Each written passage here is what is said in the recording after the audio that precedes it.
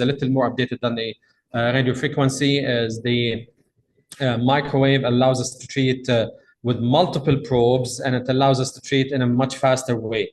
RFA, generally speaking, is slower, and it has some limitations. Microwave allows us to treat relatively larger lesions and with higher temperatures, closer to major vessels, and at the same time, we can do the treatment in a much faster way with a much lower sedation time. This is an example of RFA lesion relatively well inside the liver. It's not immediately subcapsular, treated with RFA, and the necrosis cavity is clear. And this is another lesion treated with the microwave. You see the lesion almost like 2.6 centimeter in the segment 3, treated with microwave. And this is the ablation cavity a few months later, and the patient ended up with the transplantation.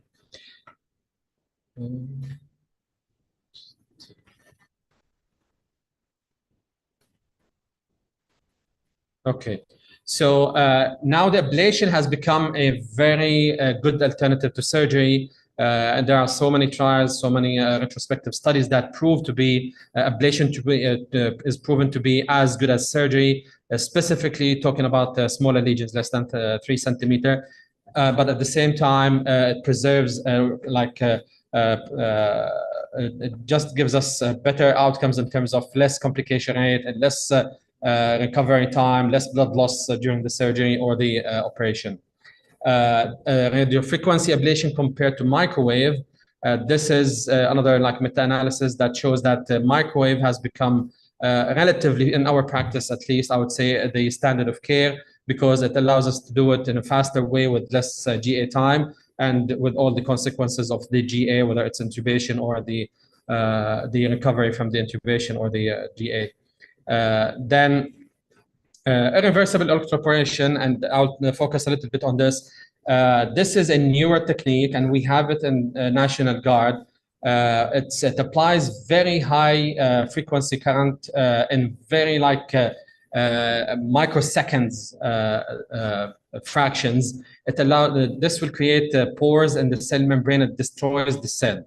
The good thing about it, and specifically it's becoming more interesting because it preserves the antigens of the cell as compared to the ablation or the other techniques. The thermal ablation, it destroys everything. It destroys the proteins, the cell membranes, the nucleus, so it destroys all the antigens.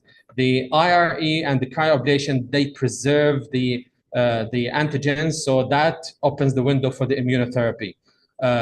Unfortunately, this specific technique, it's challenged by it's very time consuming. The needle localization has to be very, very accurate. It has to be done under GA with full paralysis, and the patient has to have ECG gating, because the time the treatment is delivered has to be matched with the ECG. The cryoablation also may gain some momentum in the next few years, probably because of it preserves the antigens. It freezes the cells, and when the cells, when you allow for thawing, you preserve the antigens rather than destroy the antigens compared to the thermal ablation. The problem with the cryotherapy also, it requires multiple needle introduction, full GA, and it's relatively time consuming. That's why we don't do it quite often in our practice. But with the era of immunotherapy, I think this may become of more interest. Nowadays, we have in our institution as well, and many institutions probably, we have navigation systems that instead of the old way of freehand technique and introduction of the needle into the lesion, nowadays we have the navigation system, which we have several probes on the patient's body. It allows us to accurately put the needle inside the lesion, which allows to much fewer number of passes, less bleeding risk, and at the same time, these are equipped with the softwares that allows us to match between the target ablation zone and the actual ablation zone, and you can do real-time assessment. If there is any area which is missed by the ablation, you can adjust the needle a little bit to give you more ablation accuracy, rather than repeating the procedures on the follow-up after follow-up. This allowed us to do more complex cases. Also there's a robotic arm which allows us also, which we don't have in the National Guard, but it allows us to properly localize and do the treatment. Histotripsy, this is a newer version of high intensity focused ultrasound. This technique has been developed by the University of Michigan team, and it has been approved by the FDA, and based on the Hope for Liver trial, which included 14 sites in USA, European Union, and UK. This applies almost the same concept as the high intensity focused ultrasound, but much faster, much shorter cycles of ultrasound waves, very focused way to ablate the target lesion. This has shown some promise, and also it may have some role in the area of immunotherapy, because it also preserves the antigens after the treatment. These are some examples from the histotripsy, the Hope for Liver trial. You see the lesion, and this was done for both HCC and metastatic colorectal cancer. It's non-invasive, completely non-invasive technique. You just put the patient under GA, you apply the probe, you mark the lesion, it applies very high intensity focused ultrasound beams, and ultimately causes a significant liquefaction of the tissue, not ablation per se. So transarterial therapies, they evolved from bland embolization into chemoembolization, radioembolization, and so on. Bland embolization is simply just going in with a catheter, embolizing the vessel, blocking the blood supply to the HCC, which is typically hypervascular. You can pretty much use every possible embolic agent, including gel foam, PVA, degradable starch, microspheres. And this has been used in lieu of TACE in many places, by the way, where they don't have access to chemotherapy. And honestly, it gives almost the same response and survival outcomes, and it has been proven by several studies. So TACE is not the standard of care. The embolization is the standard of care, should be phrased this way. So transarterial chemoembolization, which is everywhere in the guidelines, it can be with a conventional TACE or CTACE, or the drug-eluting beads TACE, which is a newer version of the transarterial chemotherapy. CTACE, it's supposed to be the standard of care. It uses different cytotoxic medications, including cisplatin, doxorubicin, epirubicin, mitomycin. There has been no proof of any superior agent over the other. It has higher systemic concentration when you apply it compared to the drug-eluting beads, because the way we mix it, it doesn't have a carrier. It's just mixed with the oily contrast, which is the lipiodol. So the first pass is very high, so you have systemic effects of the chemoembolization. And the problem with this technique, it has so many protocols. That's why you don't have consistent outcomes across the studies. The DEP-TACE, which is drug-eluting beads, there are so many brands, including DC beads, and the newer version is the DC Lumi beads, which are the radio opaque beads. They allow us to see as we treat, and they stay in place for maybe few weeks. The drug-eluting beads are, they allow for slower release of the chemotherapy up to maybe 14 days, instead of very high first pass chemo like therapy. And there has been so many studies to compare both conventional TACE and drug-eluting beads. There has no proven survival or response benefit over a conventional TACE, but maybe the safety profile and the post-embolization complications or syndrome are relatively less with the DEP-TACE. And this is why we have shifted away from the conventional TACE in our institution, at least. I know in East Asia and many institutions in Korea, Japan, they still use conventional TACE. They have no interest in drug-eluting beads. The advances in TACE, in technical standpoint, nowadays, TACE is not only the application of the treatment, it has arterial puncture, maybe risk of vascular injury. So all of these are have been considered as like a package with the treatment. And nowadays we have femoral access versus radial access to minimize the procedure-related vascular complications. Super selective TACE has allowed us to deliver very selective treatments instead of doing like lobar treatment with all the sequences of the damaging the hepatocytes. The intra-procedural cone beam CT, I would say it has significantly changed our practice because it allows us to cannulate the vessel and do on-table CT to confirm that we have selectively or super-selectively cannulated the target vessel. In the past, and I have done it many times before, sometimes you cannulate a vessel, you inject it, you end up maybe in a different segment because you don't have access to cross-sectional imaging on the table. Nowadays, we use it in every single transarterial therapy, whether it's mapping, radioembolization, or chemoembolization. Nowadays, the advances also, we have 3D vessel tracking navigation. It allows us to just choose the vessel that we target. It minimizes the procedure time and the risk of vascular injuries as well. This is an example of treated TACE, treated with DEP TACE, large lesion, completely obliterated by TACE.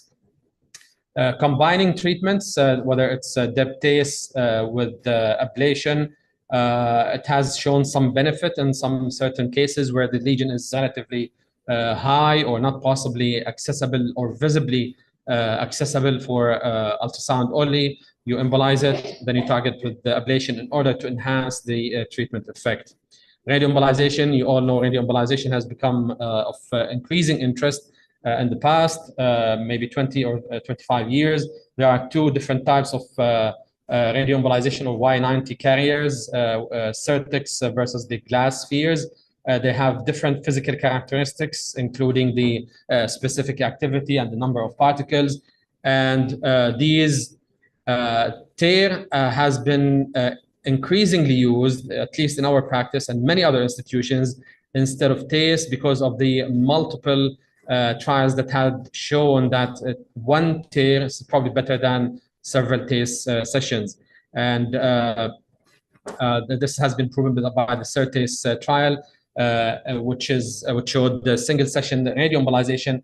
It had similar impact on quality of life compared to multiple TACE, and the TRACE trial also, it showed that the median time to progression and median overall survival has been shown to be better with the radioembolization compared to the DEP TACE. And the radioembolization has been adopted by the Riyadh SALS group as alternative to TACE.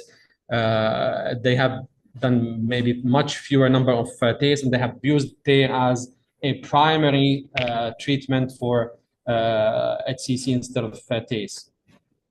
Radiation segmentectomy is a new concept that had been evolving over the past few years. It allows us to deliver very high intensely, a very intense dose of radioembolization in a very selective way, in less than 2 segments, and it's equivalent to ablation or surgical resection.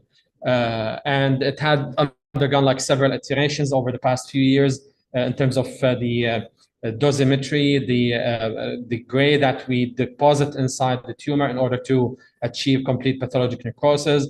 And this is one of the earliest studies that compares the radiation segmentectomy to surgery or ablation. It had been shown to be equivalent to all of them. This is a study comparing radioembolization to resection for large single HCC. It was shown to be as good as a section. Another study, but at the same time, we have to pay attention to the demographics of the patients. Most of the treated patients with the radioembolization are older, they have more advanced disease, and at the same time, we achieved relatively similar survival outcomes. This is an example of radiation segmentectomy, very intense delivery of radioembolization or Y90 into the lesion. Ultimately ended up like ablation cavity on the right side of the screen. And the latest iteration is the dosimetry per se, because we all know that radiation has to be prescribed in a very specific way. Like any chemotherapy, you give chemotherapy in certain drug dosages. Radiation has to be given a very strict dosimetry. And there have been so many iterations in terms of how to calculate the dose, the tumor absorbed dose. And nowadays we have softwares that allows us to calculate the planned dose and the administered dose to compare between pre and post. And now people are talking about voxel-based dosimetry, which directly compares the response to dosimetry and to allow us to determine the tumor absorbed dose or the target dose to tumor in order to achieve complete pathologic necrosis. So in summary, HCC patients are quite heterogeneous, and you have to have all the armamentarium of options to treat, whether systemic, whether local regional, surgical resection, and you have to tailor the treatment according to patient, the tumor stage, liver functions, and multidisciplinary team is certainly the way to go. Thank you so much. Thank you very much, Dr. Mohammed, for this excellent summary and updates about advances in local regional treatment. So we'll leave the question to the end of this session. So it's my pleasure now to introduce our third speaker for this session, Dr. Ashwaq Al-Alayan. She is well known to all of us. She is head of medical oncology department at National Guard King Abdulaziz Medical City in Riyadh. And she will talk about the updates in systemic therapy in advanced hepatocellular carcinoma. Dr. Ashwaq, the mic is yours. Thank you, Ali and Walid, for the nice introduction. So I thought I'm gonna discuss HCC today in a different way from my own perspective. I think most of the people here from medical oncology, they know to treat HCC in a very good way. Most of you are experts. So I'm gonna talk about the way I treat HCC myself. So I've tried to discuss few subjects that I think it's important, because we always thought about, are we giving the right treatment? Do we have a predictor or a prognostic for an HCC? Why this patient respond to TKI? Why this patient respond to immunotherapy? So we have too many questions, still we don't have a good answer. And the best systemic therapy, the use of multidisciplinary management, and the sequence. So let's start with this table. So now, most of the time, like in old age, when I used to treat HCC, most of these patients are shifted from left to right. So most of the patients progress and we don't have enough therapy. I think nowadays with all modern therapy, we see another shift, which is from the right to left. We get too many patients to transplant, more of curative therapy with all advances in HCC. So this is how we treat HCC. So all the treatment is there. There's too many options. How to choose and how to pick up, it's depend on our education, experience, and whatever you have in your hospital. So I think this was missing. Go back. Okay. So that's supposed to be a picture. It's a round picture talking about a different biomarker. So it will be from my mind. So different biomarkers. So they try to look at the circulating DNA in a lot of patients with an HCC with all fancy name of biomarker, looking for predictor for recurrence, response to therapy, whether TKI, whether surgery, even for local regional therapy. And again, with these all fancy stuff, this is anyone came to clinical practice? None of them. عشان كده الصفحة صارت فاضية. شكلها هي طفشت ومشيت. So let's talk about sorafenib and lenvatinib. The yeast of sorafenib is the first. I call it the dinosaur. It's been there for like more than 15 years as a solo medication. Then lenvatinib came to be more of a standard in terms of TKI. If we look at this, it looks a different biomarker. The one on the top, it's a biomarker for sorafenib, which is the BERC. And they look when the ratio is high, they respond better. Do we have only this? We have too many markers that looking at this. And also for lenvatinib, looking at certain marker, if it is high, it's patient respond to lenvatinib, if it's low, patient respond to sorafenib. Do we believe so? No. Again, if we look to the second line therapy, which is other TKI, regorafenib, it's called the same way of sorafenib. Most of the marker that's showing response, it's again, do we have any of these markers stood up to predict therapy? None. For cabozantinib, we know it's a MET inhibitors. So when the patient high MET, they do response better for gamracimab, which is alpha-fetoprotein. Again, it's all the talk about biomarker, but again, none of these are of clinical practice. So if you look at immunotherapy, why I summarize all of this? Because I think we get tired of repeating the Himalaya and the IMBRAVE and CheckMate, but this is a good summary of all the trials. So we're gonna look at all of this together. If you look to the IMBRAVE, we have an overall survival almost like 6 months better than sorafenib for the atezo-bev. If you look at overall response rate, it's probably high, but the highest was in Nivo-Epi, it was at 36%. Again, if you look at Durva-Tremi difference of 3 months, another 3 months with Nivo-Epi. So it's like a lot of diversity, a lot of difference in terms of overall survival. So which is which to use as a first-line therapy? We're gonna go over that. Again, for the marker for immunotherapy, Dr. Rabi mentioned about getting these local therapy probably will make these tumor more hot. So the CDH and TREG ratio high, these are the hot tumor and they respond to immunotherapy. Are we doing this? Are we testing this? Yep. Let's go to this study, which is linking most of the clinical trial. We know we have 2 clinical trials about IO. We have different clinical trials about IO and anti-VEGF. And if you look at the first paragraph, it looks like disturb. If you look at the down one, the overall survival for IO and anti-VEGF way higher than IO and IO. We're gonna go over this in a second. Just keep this in your mind.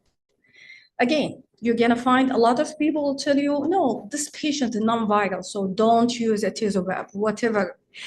There's a lot of diversity if you look to from one etiology to another etiology, hepatitis B and hepatitis C in different clinical trial. And do we believe etiology can drive therapy? Again, no. So, do you believe in biomarker? If anybody believe, raise hand. ولا حد. Okay, good. I'm convincing so far. It's okay. Let's go to the update on the IMBRAVE trial. To be honest, I'm very biased to atezo-bev. I think it's probably still the best front-line therapy for HCC. I can see you, Ghada. Ghada smiling at me. So that's looking at the update. So the difference is huge in terms of overall survival, progression-free survival, and again, for the response rate. Personally, I've used atezo-bev more than any other medication. Probably I'm biased because I use it more, but I can see more response of this medication with lesser toxicity, as most people claim. So again, this is looking at the best response. Look at the patient who have an overall response rate, overall survival with confirmed response, whether on the RECIST criteria or modified RECIST criteria. The overall response rate not reached. The first few patients, one of the patients I have treated with atezo-bev, he was disease-free for 4 years of therapy, and eventually he get transplanted, which is very good. So again, that shows you that the patient who respond to atezo-bev, they have an overall survival goals to know. So here looking at the onset of bleeding and also looking at the median survival. Patients with varices, eventually they have a lower survival. So that's, I'm not really sure how important this information. We know these patients might lose their life because of bleeding. If you go to the Himalaya, which is the 4 years update, again, we look to better 48 month, 25 versus 15. But again, the overall survival, it's different of 3 months. Then I'll go and again, and the median follow-up reaching 47 and 49. For the Durva versus sorafenib, a little bit of improvement, which is, if you look at the number, it's very much similar.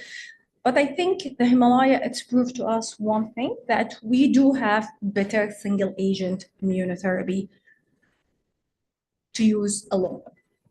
This is looking at the overall response rate for the STRIDE is complete response 3, partial 17%. And again, if you look here, the 3 and 4 year survival, 45 and 36 patient who achieve response. So again, similar at the IMPRAVE, the patient who do response, they do have better survival. So the 4 years overall survival for the CR patient was almost reached 70%, and patient who was having a stable disease, the 4 years was 1/4. Coming to the checkmate, which is looking at, again, the same characteristic, which is nivolumab. And I have patient on nivolumab. I'm not going to tell you what's happened to this patient. Okay. So if you look to the overall survival, it looks very good. It's 23 months, and the IMPRAVE is 19, but the difference 6 months here is the difference is 3 months. So I think it is better. For me, no. But I think it's a good medication, and we will go over this later. So this disease, duration of response and control of the disease was very good, and this is the only combination that have better overall response rate. This is very important to focus on. قاعد أعقدكم أقول تذكروا لأنه في الأخير بسألكم كلكم تتسألوا ترى ركزوا. If you look at the PFS2 was higher than PFS2, which is dependent on subsequent therapy, which is, again, that's this part of the trial is confusing me. This is again the same summary, so عشان تحفظوا لأنه في أسئلة في الأخير. So now we go about the toripalimab, which is a new medication in combination with Avastin versus sorafenib. You're looking at 150 in each arm. And again, they have median PFS 1.8 months different with hazard ratio 0.6. And if you look at overall survival, the difference was around 5.5 months. Response rate was not the best in terms of the combination of Tor-B and Avastin. So how to choose between our treatment? Again, I think it's okay. So I think it's very simple.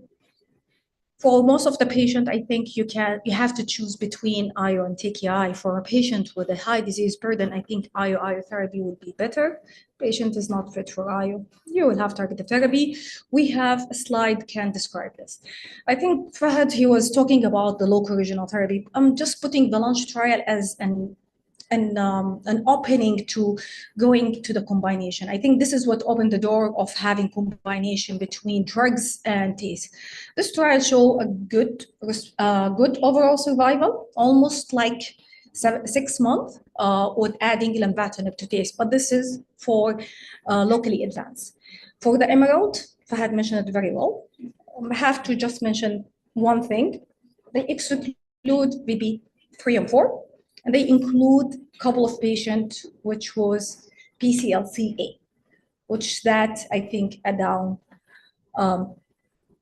not good for the clinical trial. So I'm gonna jump this because Fahad discussed it very well. So this is the LEAP, which is lenvatinib and pembro, again, plus TACE versus TACE alone. If you look at the PFS, hazard ratio is 0.7, difference is around 4.6 months. And if you go to the overall survival, there is no much of difference with hazard ratio 0.8. Again, I'm not claiming that the LEAP is better than Emerald. Also, they include an early stage in this clinical trial.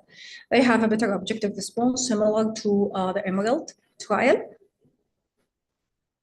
So is it satisfactory? I don't think so. I think who did this combination trial was not smart enough looking at that. Fahad mentioned about the ABC trial, and there is also another trial looking at treatment as a conversion therapy, starting with immuno or TKI or immuno. Then if the patient responds, they will subject to local regional therapy. And Dr. Arabi, he knows that that's actually what we do this, and it have tremendous success. If you throw all your basket all together, so what's left with the patient? If he progress, you give TACE, you give TKI, you give everything on the same treatment. So sequencing therapy, this is, I think, this is the first slide, في slide بعدها good. This is looking at HCC. So first line should be immune. And you have to choose. You have all the luxury to choose between IO and IO TKI. إذا تحبوا غادة ممكن تستخدموا نيفو إبي، إذا ما تحبوها لا. You can choose. Then if the patient progress, you can start in the second line, or if he's not, he will go to palliative. But if the patient responds well and he have oligometastatic disease, and that's what I'm talking about of sequencing local, regional, and immuno, go for local therapy. And these patients tend to do well. Less toxicity, better response. If the patient progress, you have tons of second line of therapy. And that's the slide that I think it's also will make everybody happy. And what I mentioned, unresectable, I think that's including advanced, because BCLCP mostly goes more if they are multiple to more of PCLCC. So we do interfere in these treatments. So on these patients, if the patient can tolerate IO, you give the therapy. Patient low disease burden, you can give IO TKI. High disease burden, you can go IO, either stride or Nivo Epi. Then after that, you go again in the same cycle. That's it. Thank you.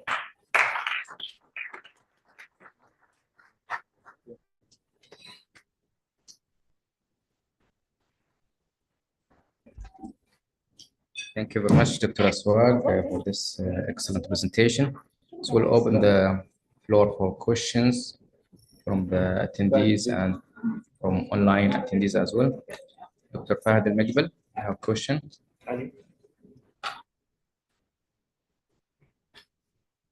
You have mic?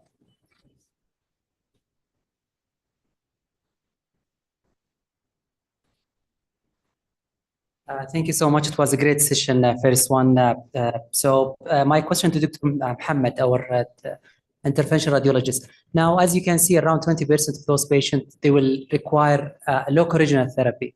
And our standard of care, as you know now, most likely immunotherapy based or TKI. So do you have a time limit or period that you feel comfortable? You ask us as a medical oncologist, please stop TKI 2 weeks or 3 weeks, or immunotherapy. This is the safe zone time that I can do my procedure without any complication, and which kind of complication that you expect if it's done within like short period? Yeah. So basically the complications are expected with Avastin, because Avastin will cause some vascular damage. And what we would like to have a break of at least maybe 2 to 3 weeks minimum in order to allow for like better like vascular status. So when you cannulate these vessels within the period of like 2 to 3 weeks, sometimes you get dissections, and if you get dissections, you ultimately end up with you abort the procedure completely. This time window is not like evidence-based, but this is from the practice. What we do in our practice, specifically when we choose to go with the combination treatments, we start with the embolization or the radioembolization or whatever. Then this will be followed by the immunotherapy or the systemic therapy. But sometimes during the course, like after 6 months from the systemic, you have everything is controlled except one oligoprogression. So the advice is to stop it 2-3 weeks before. Yes, 2 to 3 and weeks. This is mainly just because of Avastin. However, the other immunotherapy, there is no issues with fair it. enough. Thank you. No issues with it. Okay, Dr. Walid, question. Thank you. It really is good, excellent session and update. My questions, Fahad has mentioned about the early stage. And now, Ashwaq, Fahad, about are we done with this adjuvant with MBRIEF 050? We know the progression-free survival, and then there is no overall survival, and that's only any lesions, any lessons for us as oncologists to learn from the MBRIEF 050 in the early stage for adjuvant setting? Thank you, Dr. Walid, for this important question. You know, MBRIEF 050, despite being negative, we have learned tons of insight about early HCC and how to deal with it in the adjuvant setting. Although the great expectations at the beginning, it was positive, but then the benefit was not sustained, and the benefit of relapse-free survival faded away, and there is no overall survival. But the treatment was only for 1 year. So maybe one of lessons that maybe if we need more duration of treatment. I believe that HCC and cirrhotic liver is a liver systemic disease. So it's not only recurrence of that specific lesion, it's the liver cell that's proved itself, it produced the cancer, and it's very capable with time. With time, cirrhosis is progressing, and it's more able to produce more cancer. So probably more duration of treatment, maybe other combinations of treatment. So despite being negative, we learned a lot from this study. My thought about this, I think because of the liver, it's like a rich environment of harboring new tumor every now and then. So probably you're not gonna get the same biology of the tumor. We know there is heterogeneity within the same tumor and also on the same another tumor on the same organ. So probably the idea of adjuvant and HCC per se probably will not have a better success. If your patient is good enough and fit for transplant, I think the cure is transplant. One quick comment on the trials who add TACE or radioembolization to the combination therapies. We have to mind that transarterial therapies are kind of operator dependent. So it depends on the expertise. It's not like you take the pill or the IV injection. It's similar everywhere in every single institution. Transarterial therapies are both operator dependent and patient dependent. So the response is determined by several factors. That's why probably you don't have the consistency in results between the combination trials. That's very important to consider as well. One question to Dr. Ashwab. Do you have any preference when you choose the immunotherapy if you get a patient with BCLCC, whether a treatment-naive patient or a patient who had progressed after previous treatments? Do you have a preference to choose which medication over the other? If the patient progressed after immunotherapy, most of the data would encourage lenvatinib or cabozantinib. Progressed after TACE or Oh yeah, well, definitely. Or someone who just presented with BCLCC. It will be the same. It will be the same. I would go for IO and anti-VEGF, which is my favorite is atezolizumab, because we see better results with this medication. If the patient is not fit enough, I will give mab as a single agent. Any differences in the response between treatment naive and those who progressed before? No, probably we don't have much of data, but if I'm gonna talk about my experience, I think treatment naive will be better. Yeah. Just comment a question for Dr. Ashwag before we move. Same line of Dr. Muhammad. So now we have too many options for treatment for advanced HCC. I know there will be different experience from different physicians. So do we have to do like patient profiles to choose between each treatment, like for each physician, or like make a consensus agreement that this patient profile will be fit for TKI, this patient is for IO, Yeah, and this patient is for IO anti-VEGF? I think it's clear, like if your patient have a contraindication for IO, that will take all these combination. Go with TKI. I would prefer lenvatinib over sorafenib now because most of the data is better, and even we see response with lenvatinib more. If the patient have no contraindication, which I mean contraindication is not like patient have varices, that's it, is contraindication for Avastin. So no, that's wrong. And also, if you see the data from the IMPROVE, they include patients with even BB4. So if your patient has with advanced disease that like vascular invasion, I think atezolizumab will be better. If you have patient with gastric varices, it's hard to treat. So are you not gonna ligate? You go with IO like Darva-Tremi or like Nivo-Epi. Yes, So just a quick question. It's very simple, straightforward question to Dr. Ashwag. So you like lenvatinib over sorafenib because it has more response rate? Honest opinion يعني ولدي sorafenib بصراحة عشت معها سنين جميلة بس lenvatinib honestly when I start using it but not in the 8 milligram. يعني أنا usually I give sometime 4, sometime 8 alternating dates, and patient have good tolerance.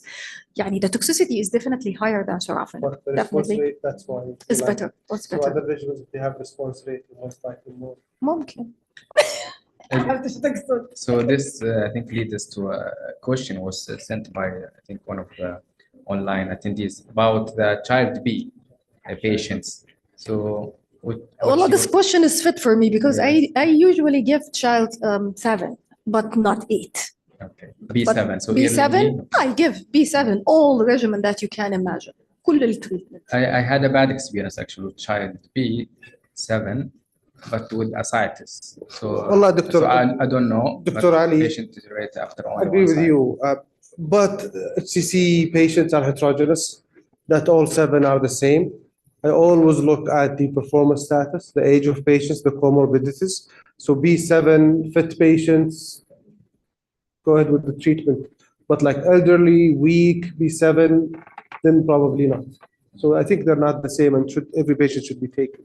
Dr. Muhammad, just a question regarding the legacy study. I think you're aware about it. Yes. So it's very interesting outcomes of giving cell therapy for solitary liver hepatocellular carcinoma. So what's your take about this? Yeah, the legacy study is the reason why it's included now in the BCLC system, by the way. So it is specifically for solitary HCC, smaller than 8 centimeter. But we have been using radioembolization, and everyone in IR, they have been using radioembolization for multinodular, like infiltrative HCC with portal vein invasion, and the results are quite good, I would say. And specifically nowadays, when we have the immunotherapy on board as well, this will stimulate the immune environment, tumor microenvironment, in order to hopefully give better response and survival benefits. But the legacy study is the key study that allowed for inclusion of the radioembolization in the BCLC system. Excellent. Thank you very much. I think we run out of time. Maybe last comment from Dr. Walid. It's not comment and questions. Now, I think with all advances you have mentioned, Fahad and Mohammed, Dr. Ashwa, regarding one, the combination, and this is, I think, the new strategy for combination in the local regional control and giving the systemic therapy. And we have the Emerald-1, we have French trial. The questions is not yet in the guidelines clearly to mention, but for whom now we can treat those patients? Any specific patient criteria to select the combination with systemic therapy? Emerald or none. Well, I think this triple treatment improves clinical outcomes in patients. So if I have a patient who has, let's say, expected to have very good survival and fit young patients, I think they're the best to benefit from this triplet treatment. I understand, Dr. Ashwag, of the sequencing approach, and it's always valid in many tumor sites. But if it's in the phase 3 global study, improves relapse-free survival, improve response rate, which many of us like. So I would use it for these patients. Yes, I think the combination treatment should be preserved for like patients who have, for us at least, anatomically suitable for transarterial therapies. If someone has like multinodular bilobar treatment and you have to give like whole liver treatment, I think this systemic only is better. But sometimes we do maybe isolated lobar infusion to be followed by systemic therapy. We don't give whole liver treatments. For someone who has isolated lesion, and although it's big with portal vein invasion, it's anatomically favorable for transarterial therapy. I think we can go ahead with like really aggressive transarterial therapy, radioembolization specifically, to be followed by immunotherapy. But for someone who has like diffuse bilobar treatments, or even if they are like child A, performance status 0, they're not really suitable for the radioembolization. Excellent. So I think we reached to the end of this session.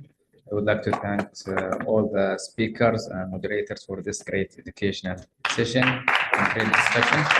Now we move to the next satellite symbol.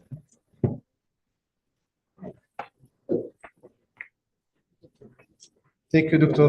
Ali, Dr. Walid, for this great session. And now we move to the first sponsored satellite symposium. It's sponsored by BMS. So thank you for inviting us to participate in this satellite symposium. And it gives me a great pleasure to participate in this activity with my dear friend and colleague, Dr. Fahad Al-Mikbil. The title of the activity is A Guide to Manage Metastatic Hepatocellular Carcinoma. And the best to talk about and give us guidance in this is Dr. Fahad Al-Mikbil, who's brilliant consultant, medical oncologist from King Faisal Specialist Hospital and Research Center. Dr. Fahad, it's a great privilege to be with you with this activity.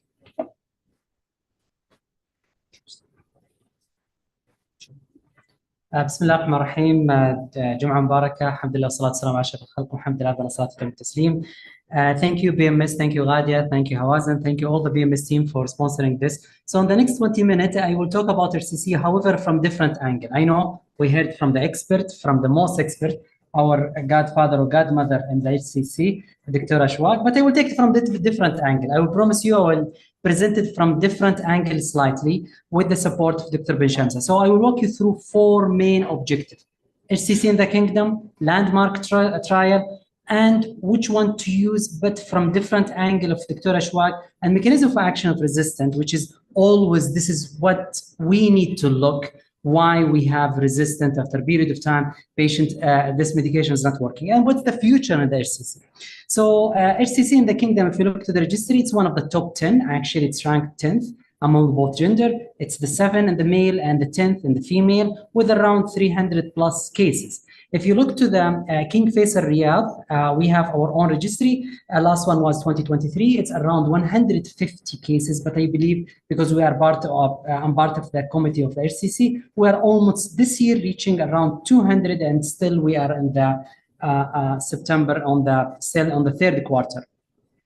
So second objective is the landmark trial in the first line. There's a few papers published this year that summarize and have focus in this topic, but let's go back to the history 101 in the HCC.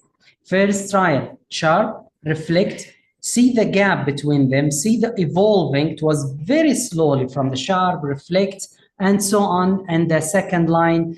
But last 5 years, we started to talk about immunotherapy in the HCC, starting from I'm Brave 150, in 2020, till last year when we have 9DW. So this is a nice summary from the one of the paper was published this year, looking for the different of those trials. Some of them negative, some of them positive. Again, we are dealing with the same disease, but we need to look in deep to choose this over that. Here in the podium, there is 2 physicians, their name Fahad, Dr. Ben Shamsa and Al-Mikbil. There is a difference. First name is similar. However, someone is handsome, Dr. Ben Shamsa, someone is smarter, Dr. Ben Shamsa, someone is more clever and more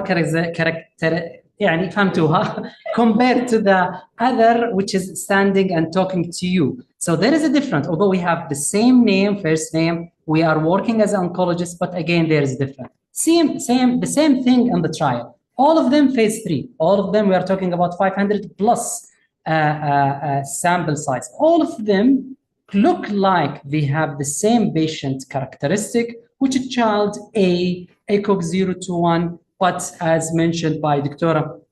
Ashwaq, regarding the portal vein, they just only, if you look in MBRAVE 150, they have 15%. They recruit those patients with thrombosis compared to the other. Again, we have 2 trial, IO VGF, which is I am Brave, and the Orient, which is in the Chinese community. And we have another 2 trial, IO or NTBD and NDCTL4, which is the Checkmate 9DW and the CARE 310. 310, it was a positive trial. We didn't hear about it a lot. LEAP 001, again, a negative trial for the pembrolizumab lenvatinib, another IO TKI.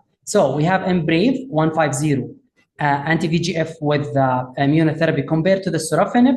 We have the Himalaya with the 4-arm, then later on they changed it to 3-arm, and because it was similar to the one of the arm, and they changed, they did amendment for that trial. The Checkmate 9DW have an excellent response in the overall survival, and we'll talk about that, and we'll see what's the concern of applying 9DW in our practice and regarding the adverse effects. CARE 310 was with TKI and immunotherapy compared to sorafenib, and the Cosmic as well as the other. So look to the overall survival. The highest overall survival you can find for your patient in the 9DW, it's almost, we are talking about 2 years, 23 months, as well as for the CARE. So we have two winners here under this race, which is the Checkmate 9DW and the CARE 310. I know Dr. Ashwag, you have an excellent response, and I'm Brave 150. I have an excellent response, and I'm Brave 150. But we are talking about a new medication that come to the market, and we think we need to use it for our patient to see the response. Now, Himalaya, and regarding the BFS, the 9DW, they reached to 9 months, but they look to the confidence interval. So it was a negative, but overall survival, yes, to win the Checkmate 9DW. But the highest hazard ratio was in the CARE 310. So again, we are not talking about between the three, I'm Brave 150 and Himalaya and 9DW. I believe the race here between 9DW and the CARE 310 to some extent. If you have a patient with high symptoms, you want to look for the highest response, we are talking about objective response rate. Objective response rate, we start to talk about 30 plus 36% compared to the other. We'll talk those one by one. I'm Brave 150, 5 years. We have experience. We know how to manage the adverse event and the side effect and so on. Similar to the era of the SHARP trial and sorafenib, we feel comfortable at that time. Then we start to use I'm Brave, and we start to see the more and more beneficial and response in those patients. Now, similar message that I want to send it regarding the Checkmate 9DW. In this trial, you can see the stratification. They didn't mention anything about viral, because at that time, we didn't know about there is a difference between hepatitis B, C in one hand, and non-viral in other hand. And this trial was for anti-disease progression. They have dual primary endpoint, OS and BFS. And we know the results, we're talking about 19 months compared to 13 months and the overall survival with improvement and the hazard ratio around 40%, similar to the BFS 4 months to around 7 months. The second trial, Himalaya, as I said, you can see the X and the low box. It was 4 cohorts, and that was because the results of this arm similar to the durvalumab, so it was amendments and change later on. And the primary endpoint was overall survival. And you can see here in the red color, there is no VB4. The only VB4, if you have a patient, is you have to go back to the Embrave 150. You can see the stratification. They start to talk about viral versus non-viral. Before, we didn't know about this. Although we have a meta-analysis, the result was the same. The result positive, with a hazard ratio around 20 to 30 improvement in the stride regimen compared to the sorafenib, the TKI. You can see the blue and the black color in the overall survival, the first Kaplan-Meier and the second BFS, also the difference in the stride regimen compared to the TKI. And this is the last year ESMO, the updated result after 5 years. Look to the 19% compared to 9. Still, we are talking about double in overall survival after almost 5 years or more. So what about new kids in the block, or a new option for our patient that we need to explore and to see if it's good medication or bad? 9DW, it's Nivo-Ipi versus TKI, and this time, for the first time, we start to talk about lenvatinib, which is our main used in our practice compared to the sorafenib, as the reflected trial is kind of less toxicity or different toxicity and different side effect profile. So 9DW, it was straightforward 2-arm, one Nivo EV. However, this time EV is 3 milligram compared to the dose that we are familiar on, that which is in the colon cancer and the RCC. Lenvatinib 8 or 12, and we know the difference based on the kg if it's more than 60 or less than 60. Most of the patients, 60%, they use lenvatinib, and the rest they use or they prescribe sorafenib for them. Again, the stratification, you can see viral versus non-viral. Primary endpoint was only one, which is overall survival. So we know the results of this trial that shows around 2 years, 23 months, with hazard ratio 0.79. So we are talking about almost 20% or more improvement in the overall survival of double IO compared to just only TKI. BFS was also the same. However, the confidence interval, as we can see, it's exceeding 1 here. So the main concern of 9DW, to be honest with you, in my practice and everyone, medical oncologist, if I use 2 IO, my expectation of the side effect more. However, I use it, Dr. Ben Shamsi used it in the RCC, in the sarcomatoid. We didn't face a lot. I use it also in the colon cancer. Even nowadays, I have 4 patients I use IO, except one severe toxicity. He developed pneumonitis requiring ICU. I have to be frank with you, but the rest of those 4 or 5 patients, they did very well. Look to the trial. So we are talking about almost 40% of any grade. They have the adverse event. Serious adverse event was 25%. Treatment-related death, 12 patients compared to 3. Most adverse event was regarding the skin changes or liver enzyme elevated. But let's compare this bad result, if we call it bad, to IMBRAVE or Himalaya. Let's compare it to Himalaya. So see the Himalaya, you can see any grade 75% compared to what? 9DW, it was 85. So it's almost to some extent the same. I know 9DW was slightly higher, but we prescribe, or I prescribe, and some of us here in the event, we prescribe Himalaya. And although I just prescribed it for 2 patients, one of them part of the clinical trial, I didn't face a lot of side effects. So in reality, maybe you will find those kind of adverse events, maybe not. Grade 3 and 4 toxicity similar to 9DW, 25%. So there is no increase compared to the other IO or IO anti-BD and anti-CTLA4. What about those patients requiring high dose therapy? Almost 20%, they have high dose steroid. Yes, this is a concern. And the Himalaya, what was on the 9DW, you can see it, and receive high dose, it's at 29%. So it's almost the same, extra 10% in 9DW, that those patients requiring high dose of steroid. So yes, there is adverse event if you use IO, but it's not that bad to some extent. So what about IMBRAVE 150 that everyone feeling comfortable, including Dr. Ashwag, is the grade 3-4 toxicity is more than 50%, Dr. Ashwag. So still we are talking about 50% here in IMBRAVE 150, if in Himalaya around 70%, in 9DW 80%. What about mortality? In 9DW, there's 12 patients passed away because of this. Grade 5 toxicity is 15 patients here in IMBRAVE 150. Did we have any patient in our practice? I don't. I'm not sure about my colleagues. And this is in IMBRAVE 150. So I'm expecting the same when I use IO or nivolumab, ipilimumab in this regard. So we will go to the third objective, which one to use and mechanism of action of resistance.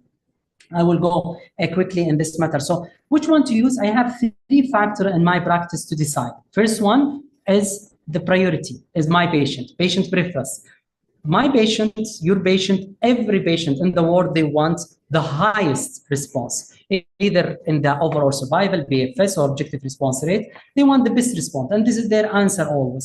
But however, geriatric patient, they want, no, I want something oral. I want this medication. I don't want to come every 3 weeks or every 6 weeks or every, 4 weeks. To receive this IV medication. I'm living far away from Riyadh. As we know, most of our patients outside the capital to some extent, or 50% they are outside the capital. So they prefer oral. In this matter, yes, I can use lenvatinib over for sure sorafenib and avoiding IO if the patient aware that they will receive less response. The second factor that I will choose to decide regarding my therapy is the access. Most of us here in the event, we don't have an access for the Himalaya for TRIMI. I use it for, as I said, for a couple of patients. One of them I get access, and the other one part of phase 3 trial. And the patient experience, as mentioned by Dr. Ashwag, I feel comfortable. This is my comfortable zone. I'm not sure why I'm attacking you. Anyhow, so الرغم انه يعني I have to choose my battle لانه عارف إذا دخلت معك معركة هخسر والله بس خليه يعرف. So physician experience, everyone remember, during my fellowship, the only option that I have is sorafenib, lenvatinib, sorafenib, but we start to feel more comfortable to use IMBRAVE 150 with atezo Avastin, and we are worried at that time from the esophageal varices, bleeding, this and that, although none of my patients developed this kind of adverse event after طبعا control by the gastroendoscope. So the third factor, which is the main factor to choose which one among the option that we have, is if I have a high volume and fit patient, young patient, I will choose IO. And this is what I did for my patient, 4 of my patients this year. One of them, as I said, I developed side effect requiring, he developed pneumonitis, he's intubated, ICU, and God bless his soul, he passed away. But the other 3 patients, they did very well and they have significant response. And this is, as mentioned, the trial objective response rate was higher among the other option. Borderline performance, for sure, I will not choose double IO. I will avoid 9DW, checkmate 9DW. I will choose either IMBRAVE 150 or even TKI, and most of us will choose TKI in this. Uncontrolled esophageal varices, we know that anti-VEGF is out. So you will not choose Orient trial or IMBRAVE 150. Post-transplant, we have entity in our tertiary hospital, National Guard, King Fahd Medical City, King Fahd Specialist Hospital, and King Faisal, that those patients develop cancer and they are still post-transplant, and the organ is working very well. So for sure, we know that this is a relative / absolute contraindication of rejection if you use immunotherapy. So on this matter, you need to choose TKI over IO. So what about the mechanism of action of resistance? This is the thing that I start to read more and more once in a while to know why we have this patient last response for 3 years and the other patient with the same scenario response for just a few months. So there is a theory in the HCC that there is 4 factor, either primary resistant or tumor intrinsic or extrinsic or acquired resistant. And to be honest with you, after I read that article, I got a headache, had Panadol, but this is what you need or what we know about that, why we have a resistant on those patient after a period of time of using the medication. The last objective is what's the future we have for HCC. This is a paper that was published like 6-7 days ago. Nice pictures of novel immunotherapy. And the next pictures will show you novel non-immunotherapy. So all of them, the 5 diagram talking about why not to use our system, use the T cell, either different mechanism, tumor infiltrating therapy or targeting cytokines or bispecific T cell together with the T cell. So this is some of the novel immunotherapy that some of them still in lab and some of them ongoing phase 2 and phase 3 trial.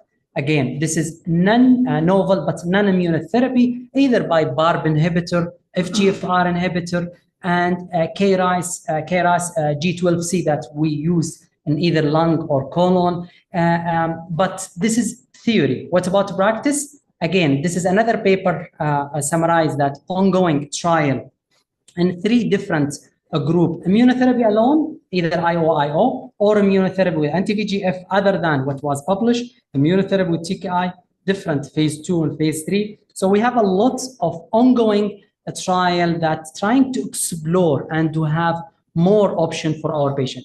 If you look to the ESMO 3 months ago, May 2025, they mentioned all of those, if you can see in the blue box, atezo, Avastin, durvalumab, carmiluzumab, and revirucimab, I hope I pronounce it well, nivo, ipi, and durva and rest, and as those as option to your patient, either double IO or IO VEGF, and so on. So the take-home message nowadays, we know IO-based therapy is the standard of care. It's not TKI anymore. The second take-home message, as mentioned earlier when we opening the ceremony of the event by Dr. Ashwag, that HCC, or solid cancer in general, but to be honest with you, HCC per se, it's multidisciplinary team. It's not one-man show. You need the input from the pharmacist. You need the input from the interventional radiology. You need the hepatobiliary surgeon, and you need the medical oncologist.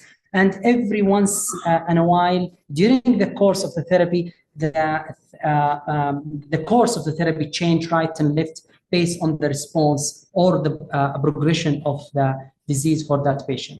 And still, there is a big gap, unfortunately. Although we have the last 5 years was an excellent year for us in the HCC after those trials, but unfortunately, we didn't exceed 2 years of overall survival for our patients. Unfortunately, the eligibility criteria, they rule out child B7. However, we use child B7 in our patient, and we offer them TKI, or sometimes if they are young and excellent, we still give them IO or IO anti-VEGF.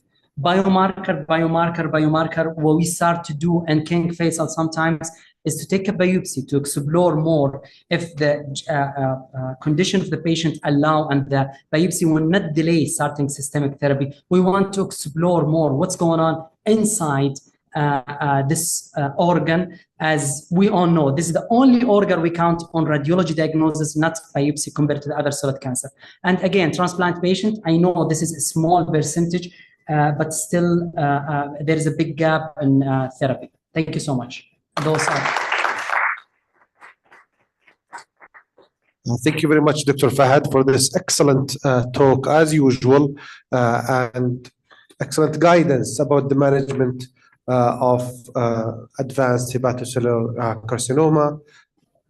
I'm always happy to hear from you about those multiple options. You educated us, and you do your effort, like Ashwag before, to differentiate between these regimens and to guide us on selecting best treatment for each patient. So this is very much different than a few years ago when we had only 1 or 2 options. So I'm really happy and proud to have all of these options to think about and select for our patients, like our partner at HCC in the MAM group, Leonidas, he says this is the embarrassment of the rich, and it's really nice thing to have.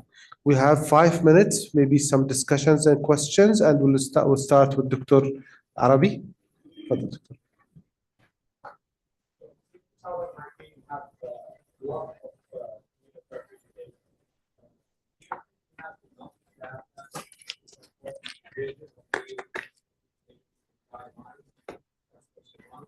And do you have a preference of one of them over the other one?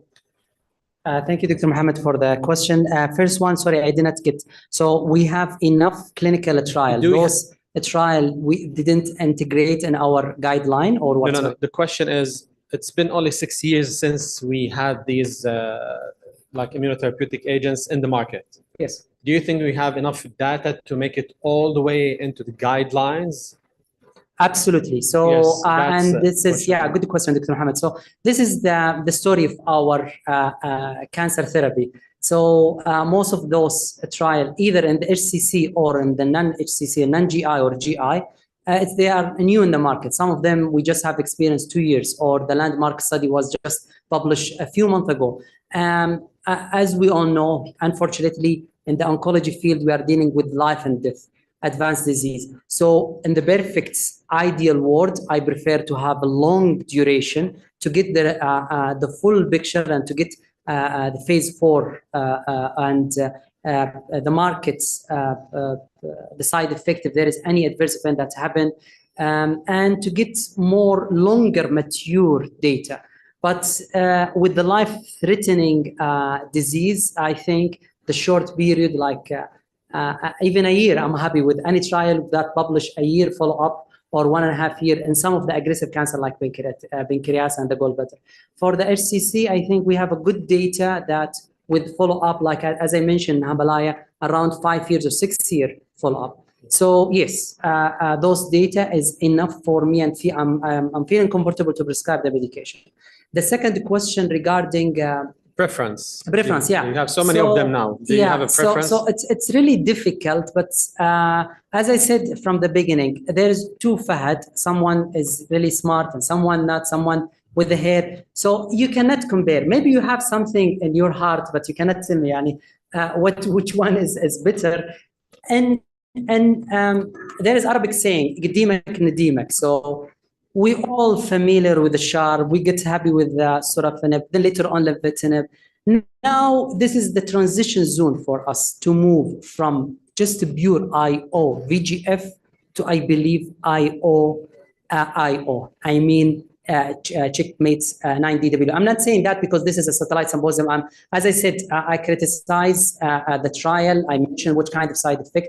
I have 1 out of 4 or 5 patients that develop grade 4 toxicity. So there is downsides for all the medications. Some of them, they will have a good response, some of not. But I use Nivo-Ipi, as I said, an RCC. And it worked very well as here. I hope it will work very well. But again, IO, it's not the optimal. IO, anti-VGF, it's not the optimal. But I don't have this or that. Depending on the profile of the patient, depending on the accessible medication. So I think, Doctor, the preference and is very important thing to the patient and to the treating physician. And the beauty of, because in this activity you are focusing on Nivo-Epi, probably it's the newest kid in the block, as Dr. Fahad said, in HCC, but we have used it for many years for different cancers, and we are very comfortable using it. Actually, I think Dr. Fahad mentioned it earlier, and some of the oncologists will agree with me, that we see it more tolerable than what phase 3 trials are listing. They list a higher percentage of treatment discontinuation and the grade 3, 4 side effects. I hardly remember. I can recall them maybe. That's very few patients who developed serious significant side effects. So we're very comfortable, and it has built its kind of legacy with the oncologist. And now we use it more and more with colorectal, and the indications expanding. So that's really something. Also, Tremi-Durva, when it comes to preference, Tremi is only 1 dose. So that's something. Atezolizumab is maybe not dual, but there is VEGF. So I'm really happy that they are different, and you can think of different things for your patients. Dr. Ashwag is waiting for the... I totally agree, and I'm not against Nivo-Epi. مع انك حرجتني المفروض اهجم عليك بس يعني I'm not against. بالعكس فهد mentioned يعني he mentioned very right, both of you. The toxicity is not of an issue, definitely. The point that mentioned Fahad, that with high disease burden, I think it works very well for high disease burden. Anyway, صوتي عالي. Question for you, Fahad. Both curves, the progression-free survival and overall survival, we see like the lenvatinib curve of the TKI curve, and the first at least 6 to 9 months, it's superior. Then, do we have an explanation for that? Yeah, good question as usual, Dr. Ashwag. Honestly, compared to I Am Brave, you can see the separation started on the 2nd, 3rd, 4th month, but both Himalaya as well as the 9DW, the separation started late, although the objective response rate was higher. And so we see in real life the response like after the first assessment. exactly, and then So I'm not sure, to be honest. I don't have any explanation, or I didn't look or find any explanation in this matter why we have the response late. I just think maybe lenvatinib worked very well in this trial. It had better than historical response and better than historical survival. So I just think that we are very much better in using lenvatinib, which we see with most of our agents that we see the other agents. With time, we're recruiting them and experimenting them in the trials. We see a better performance. Do you have any more questions, Dr. Ali? Can we have mic? So I found difficulty in understanding VB or BV classification. So, but then I have to read about it. So VB4 was defined as complete obstruction or occlusion of the portal vein and proximal and distal superior mesenteric vein. So, but there are other classes that, although they have complete obstruction of portal vein, but they are not classified as BV4 classification. So will you still consider them to be eligible for treatment, or just stick to the, because we see a lot of cases portal vein thrombosis. Dr. Faqih is asking about the VB 3 and 4, if they are still eligible to be in Himalaya and 9DW protocol, although they are not in that trial. So similar to the child score B7, none of the trial, even the reflect, as far as I remember, or chart, they have the B7 and still we use it. So will I consider those option? Yes. Do I have a data? No. I'm not sure if the other will agree or not. Dr. Ashwaq, she's smiling. That means she will not agree with me. I'm not sure, Dr. Fahad. Well, I think it's one of the other many points that will make our preference on. If they were included in the atezo-bev study, then probably that will be the first choice. Straightforward, because we don't have data in the other trial.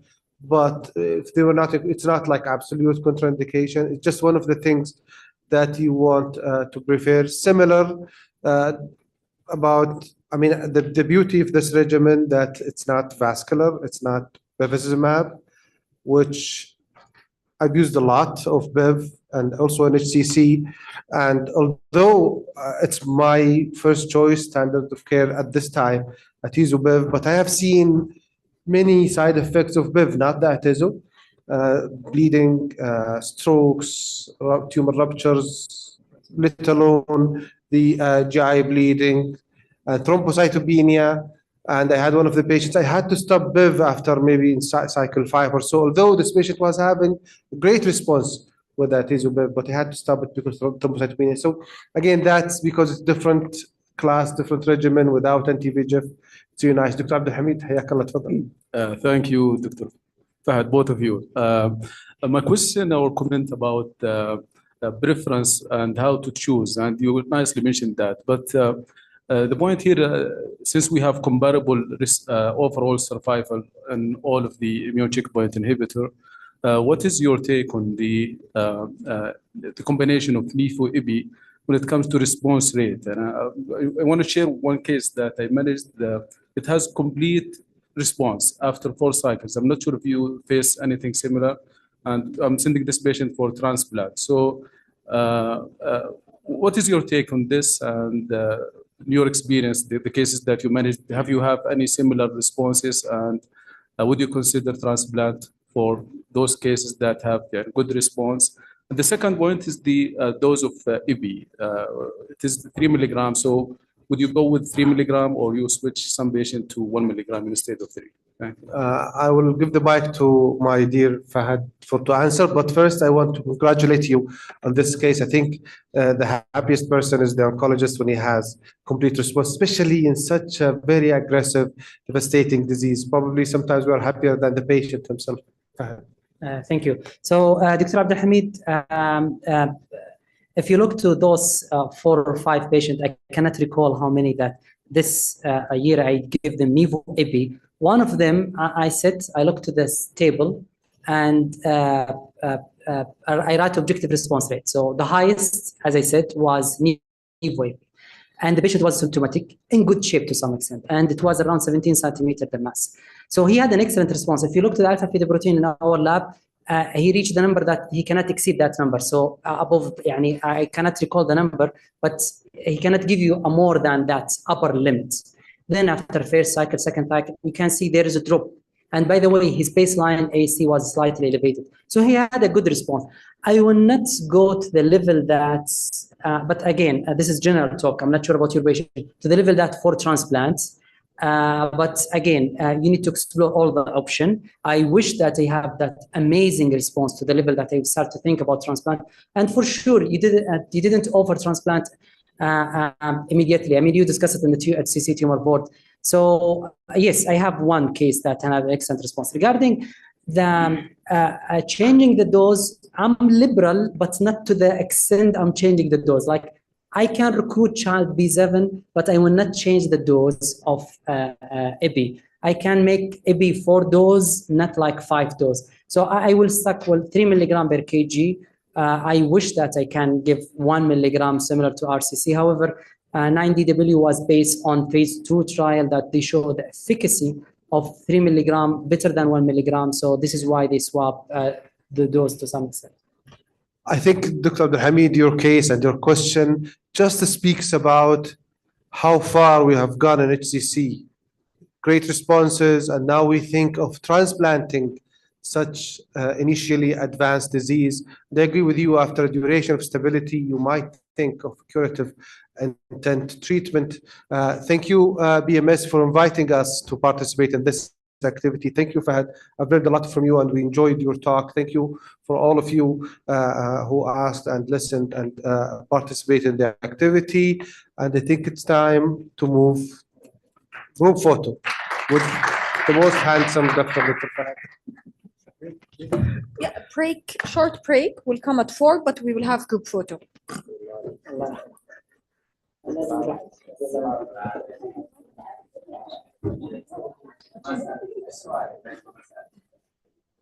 Yeah.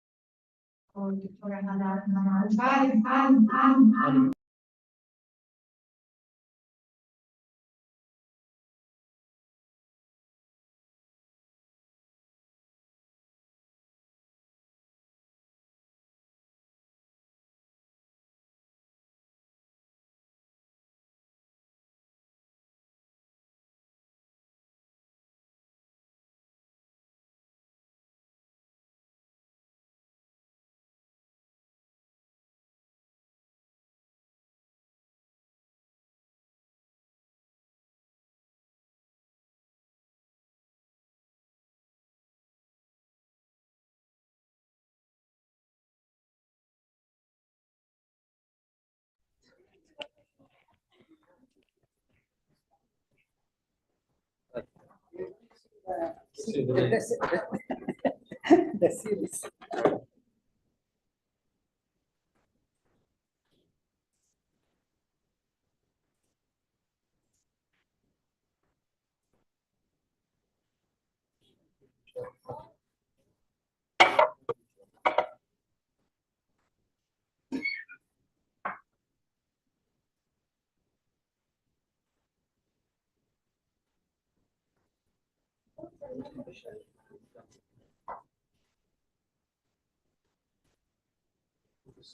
Thank you, Dr. Ashwag.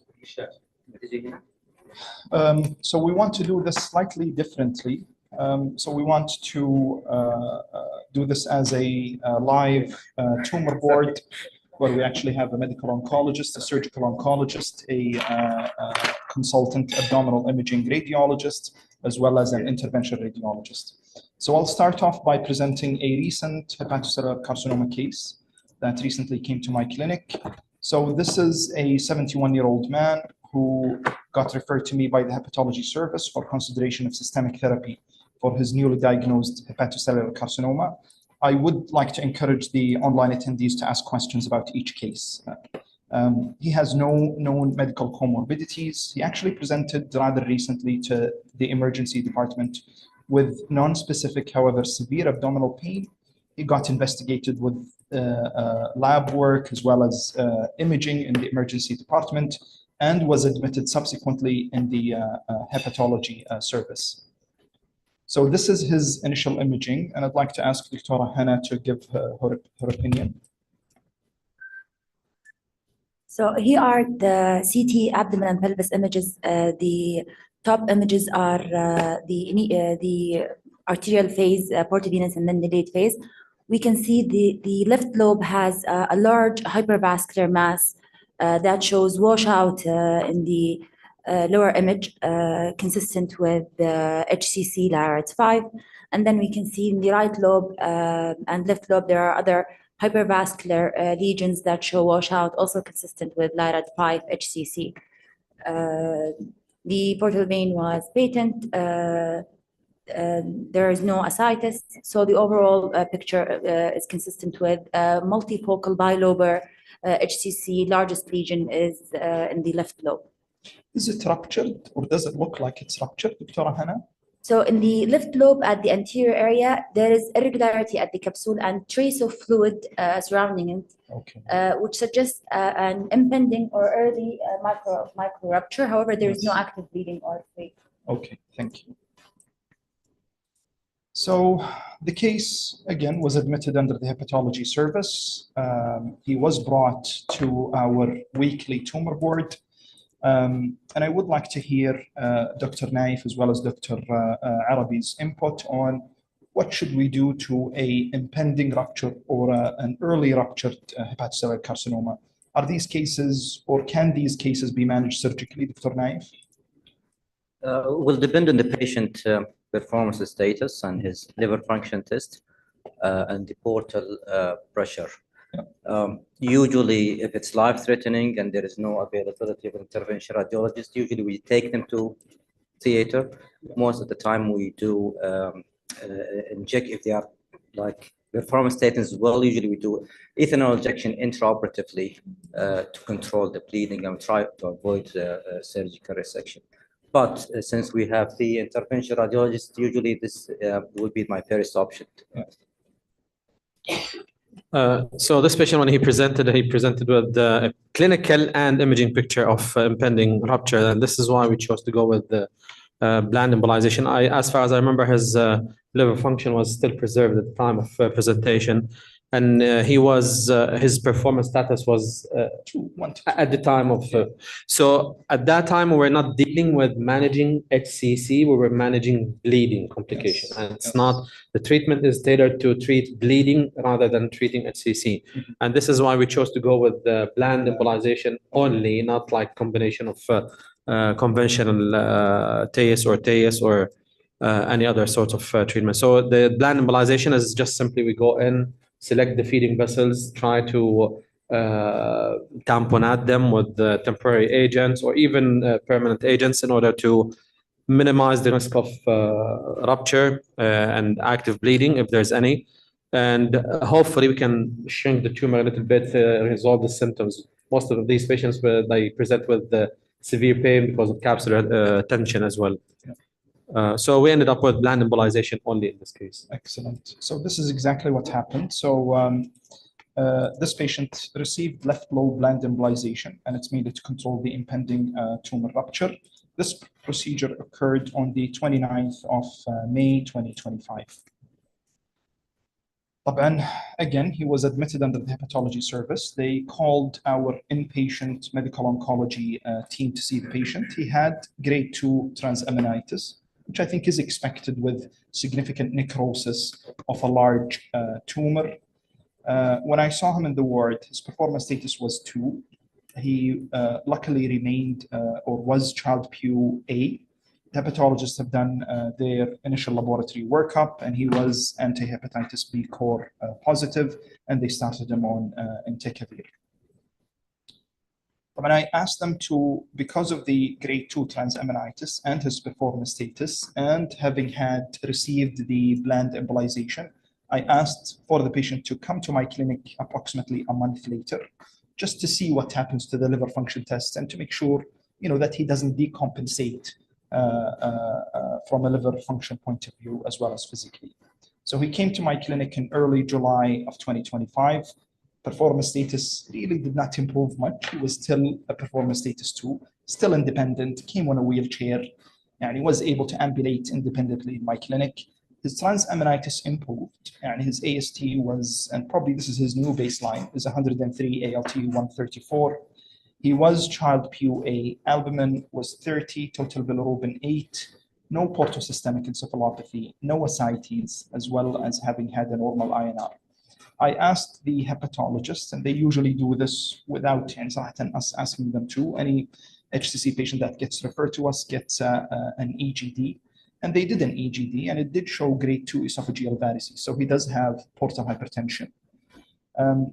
I have asked for repeat scans to serve as a new baseline before I consider any systemic therapy. So these are his scans, Dr. Hannah. So here we can see on the right side the baseline images in May 28, 2025. And on the other side, you can see the follow-up imaging after the left portal vein bland embolization in July 9, 2025. We can see there is improvement of the left hepatic lobe pericapsular fluid, improvement of the resolution of the prior impending rupture changes, as well as there is a very impressive, good, favorable response for the large left lobe HCC with necrosis of more than 70% of the lesion. However, in the other images, at the lower aspect of the lesion, there was still a sizable viable enhancing lesion in the follow-up images. As for the right, also the satellite lesions in the left lobe, the smaller lesions, all of them were non-enhancing, indicating non-viable. So the bland embolization improved the impending rupture changes, but also had a very favorable response for the satellite and large HCC lesion. However, for the right lobe lesions, the HCC were stable in size and appearance. They are still hypervascular and showed washout in keeping with HCC. Yeah, so he still had viable tumors on the right side. He had bilobar HCC. The large impending rupture improved significantly with significant necrosis. Dr. Arabi, is this the right time frame to image these patients who had bland embolization to check for response, or do they further respond with subsequent imaging? No, I think this is the exact time frame for the imaging for these patients, because we're not expecting any further improvement. Necrosis will happen in the maybe first few days or weeks, and this is the right time to image them. Okay. Unlike the radioembolization, radioembolization takes much longer time to respond. So in summary, 70-year-old man, states post left lobe embolization for impending HCC tumor rupture. He unfortunately does have metastatic hepatocellular carcinoma to the bone. He had an S1 lytic lesion based on this baseline imaging. Child PUA6, performance status 2, let's say probably grade 1 transaminitis. So which first line options should we consider? So I'm not going to go through the scientific part. I think everyone went through them, but we have atezolizumab, bevacizumab, we have durvalumab plus minus tremelimumab, nivolumab and ipilimumab, based on data that was presented by Dr. Fahad, sorafenib and lenvatinib, which I really don't think are probably the best choices here. So let me just skip these slides. And I actually would like to hear the opinion of Dr. Ashwag on what agent would you choose in a performance status 2 child A, probably large disease burden, bony metastatic disease, post left lobe embolization. How old is the patient? 70. I wouldn't use AKI, definitely. يعني people maybe prefer lenvatinib in these cases, but I wouldn't. I would use durvalumab as a single agent. I know the ALT/AST is high, but this is probably related to his active disease, hepatitis, or post-embolization, so we might give him time. I might start the medication and repeat his ALT/AST if there is no increase. So I think we'll be in the safe zone since it's a grade 1 and there is no increase. I'll be fine. My personal preference would be durva, single agent. And no atezolizumab or No. nivo-ipi. Atezolizumab probably because of grade 2 varices, Exactly. Significant portal hypertension. Plus the bleeding, Plus the bleeding, impending yes. rupture, plus like sorafenib, lenvatinib. They have some anti-VEGF, so I'll try to avoid it. طيب, any different answers from my colleague oncologist, Dr. Abdullah? Thank you so much. It's amazing as usual. I have two questions. First of all, what about SBRT now? There is evolving role of SBRT and those, ruptures or near ruptures or bleeding, hepatocellular carcinoma. There is a clear evidence that it's maybe better than even, some surgical intervention for those type of patients. That's number one. And number two, Ashwag, why Dorfa? Why not nivolumab? Is there any preferable nivo as single agent? Or can we consider nivo as single agent with this patient? It's an option, but if you look at the data, the nivo single agent data was negative, so we have a good data about. Equal to sorafenib. Yeah, but and Dorfa, by the way, it was equal as a monotherapy to sorafenib. no, it was superior. It was superior with different 3 months, like the steroid. So honestly, I think both are equal. لو it's come to me, I will use this or that, but based on the data, I'll use durvalumab. I treated a lot of patients in durvalumab. It works. Approval, I think, Yeah. and As a single agent, yes. For SPRT, I would answer it's a multifocal disease, but I think it's a good option. For the Yeah. bleeding, let's speak about the bleeding. Oh, okay. Instead of this intervention, I think I would ask the radiation oncology. We never صراحة subjected patient with a bleeding tumor to SPRT. ما أدري دكتور محمد he have. Never heard of it, by the way, but I think with the transarterial therapy, you can achieve immediate hemostasis. You're dealing with active extravasation or impending rupture. You just immediately block the vessels leading to the tumor, and that's it. With the SBRT, I suspect it might take some time to I don't know, and the size of the tumor, proximity to stomach as well. I don't know. I'm not expert in radiation oncology, but I don't think it's the proper option for this. Fahad al-Mikbel.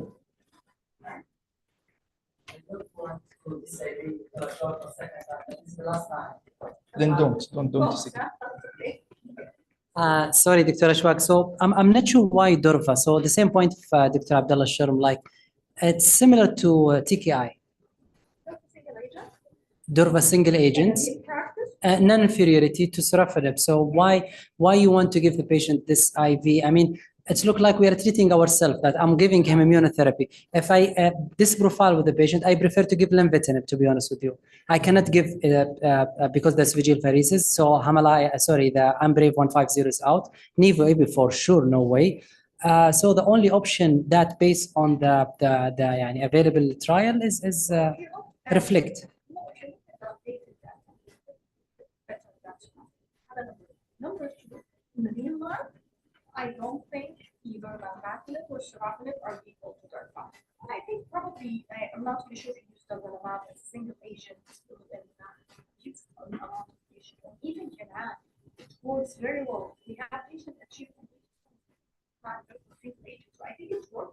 I do believe Nivo is work, but the only things against Nivo, what we see in the clinical trial, but in daily life, we have our own data. This is very good. And nivolumab as a single agent, say Abdullah mentioned it's correct. So I think single agent immune equal to TKI in real life. Yeah. Probably we have, as you mentioned, look at phase 4, real life data. It will show up. The last answer or opinion from Dr. Waleed. Yeah, thank you. It's really interesting. I think, first of all, for SBRT, for these patients, I think with this size, is not that, I'm not radiation oncologist, but I think for a selected patients, again, I think we do, and Fahad, and we are in the oncology center there, we have good number of the patient HCC, the single agent immune therapy is working very well. I think for those patients, very selected patients, we can use a single agent immune therapy. What type of the immune therapy? I think durvalumab is already approved. I think Fahad has a good number of patients using nivolumab even before. But again, the options of the TKI is also there for these patients. Even I think the tolerance of single agent better than Yes. Right, let me share what I've done in the clinic. So I actually started durvalumab as a single agent. And probably because we don't have tremelimumab available, although I would consider it because it's a single dose. I did not choose atezolizumab, bevacizumab because of grade 2 varices. I did not choose nivolumab, ipilimumab because of its performance status. And I still am worried about toxicity for this patient with his performance status. So I started durvalumab. He had a very good tolerance to the drug. I think dosing is quite convenient, specifically because he lives in Ergenhoop and he wants to go back and forth. He doesn't want to stay in Riyadh, and I don't blame him. I referred him to dental services to get dental clearance prior to initiation of denosumab. I already started him on denosumab for his bony metastatic disease, as well as oral calcium and vitamin D. And luckily, his child PU score remained A. But on this, Dr. Hannah, if you want to share your thoughts on these images. So here are the CT scan of the pelvis. The first image is at the baseline.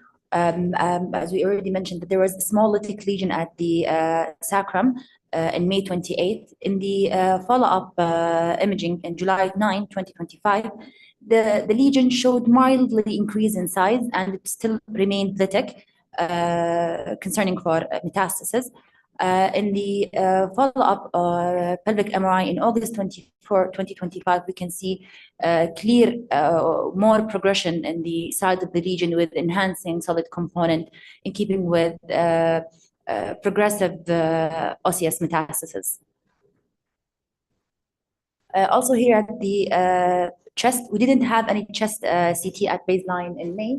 However, the chest CT in July 9, 2025, there was a lytic lesion at the T5 vertebral body with soft tissue component extending to the spinal canal. In the MRI, recent MRI dating July 17, 2025, we can see again this large aggressive lesion at T5 with extension to the spinal canal in keeping with metastasis.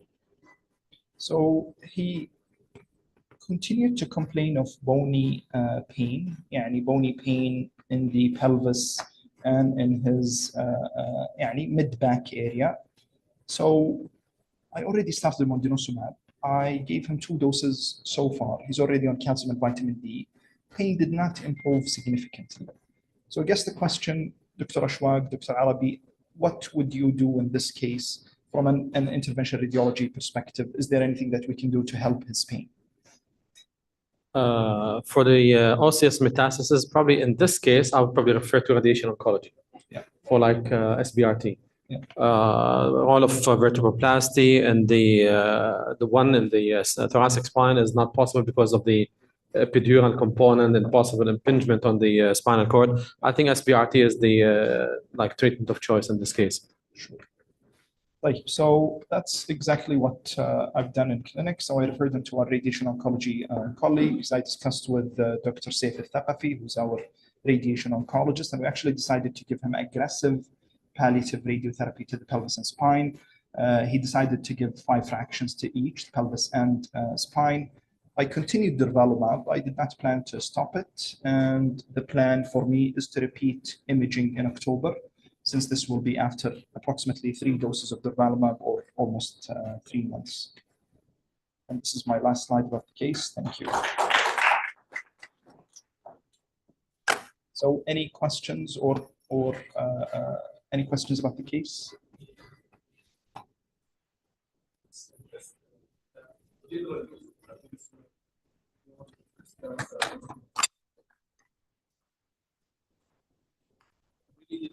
Personal experience, I haven't used it, but I think the FDA approval, Dr. Abdelhamid, is for metastatic or bony metastatic disease from any solid tumors. I think this is the FDA approval. I would use it. I guess one of the questions to my colleague oncologist is how would you dose patients? And the FDA approved dosing is 3 doses in the first month. I rarely give it because of the hypocalcemia. I gave it to one young girl with a very large giant cell tumor, but it's the only treatment. And she actually, she was given actually under another service, under the orthopedic service. She went into the ICU with significant hypocalcemia. I would give it monthly, and I think it actually helps with pain. And I think the evidence is to reduce skeletal-related events.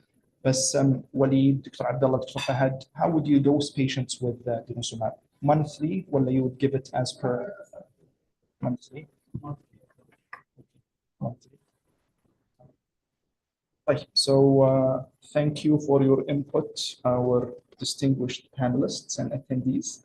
So the next case will be presented by Dr. Abdelhamid Al-Faqih. It's a case on advanced biliary tract cancer. Dr. Abdelhamid is a dear colleague of mine who's a consultant GI oncologist at King Fahd Medical City in Riyadh.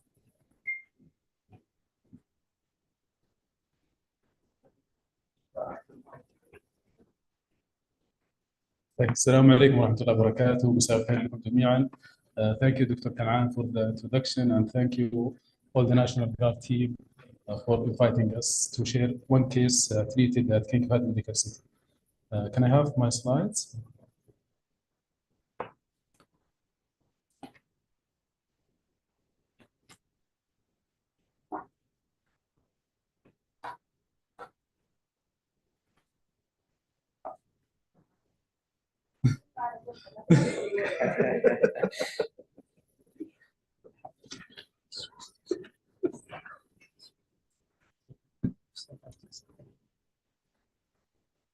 It's working now.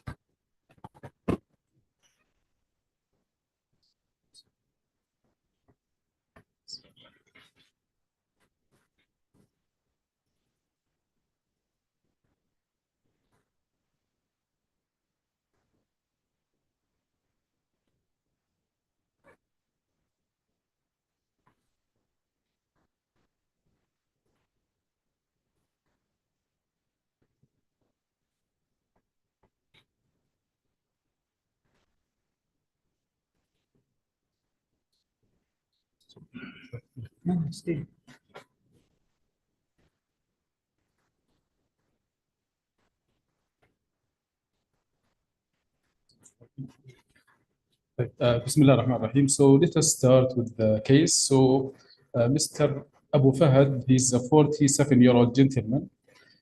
He was referred in early March 2023 to oncology clinic with as a case of malignant hilar mass. His history goes back to early January 2023, where he presented to our colleagues in the GI clinic with history of upper abdominal pain that was radiating to the back for almost 3 months. And this was associated with nausea, vomiting, anorexia, and he lost around 12 kg during this time. Subsequently, and just immediately before coming to GI clinic, he had progressive jaundice. And at the time of presentation to GI clinic, his bilirubin were 158, and this prompted his consultation to GI clinic. And he was there for evaluation for ERCP and further work. Yeah, let's see.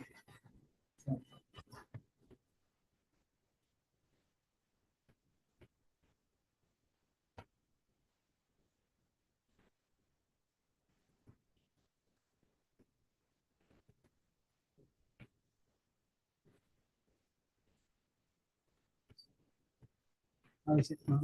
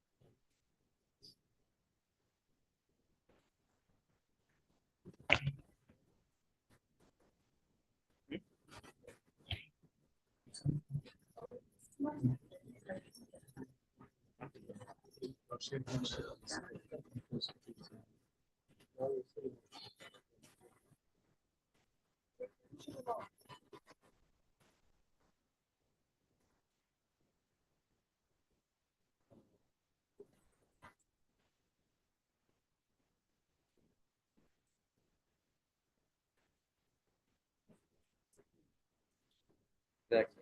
خلاص نص سكرين كامل.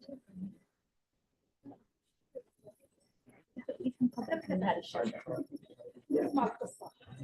اسمع القصة ممكن نحلل.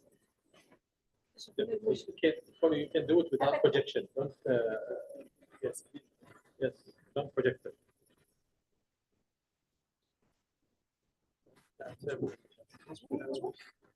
You see it? Okay, just do it like yes.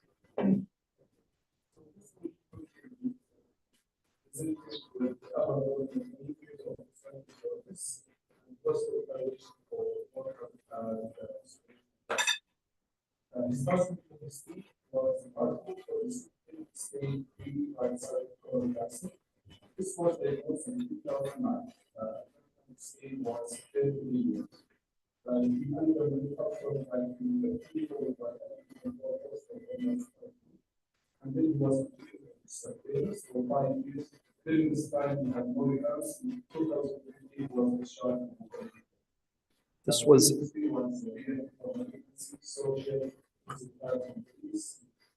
small business, small product materials, and things in the industry. We started before this caused by this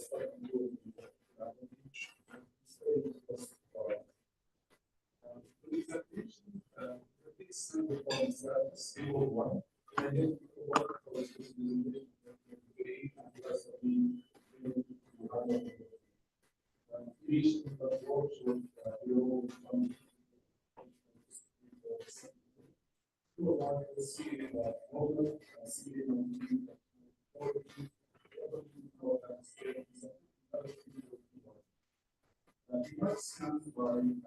police.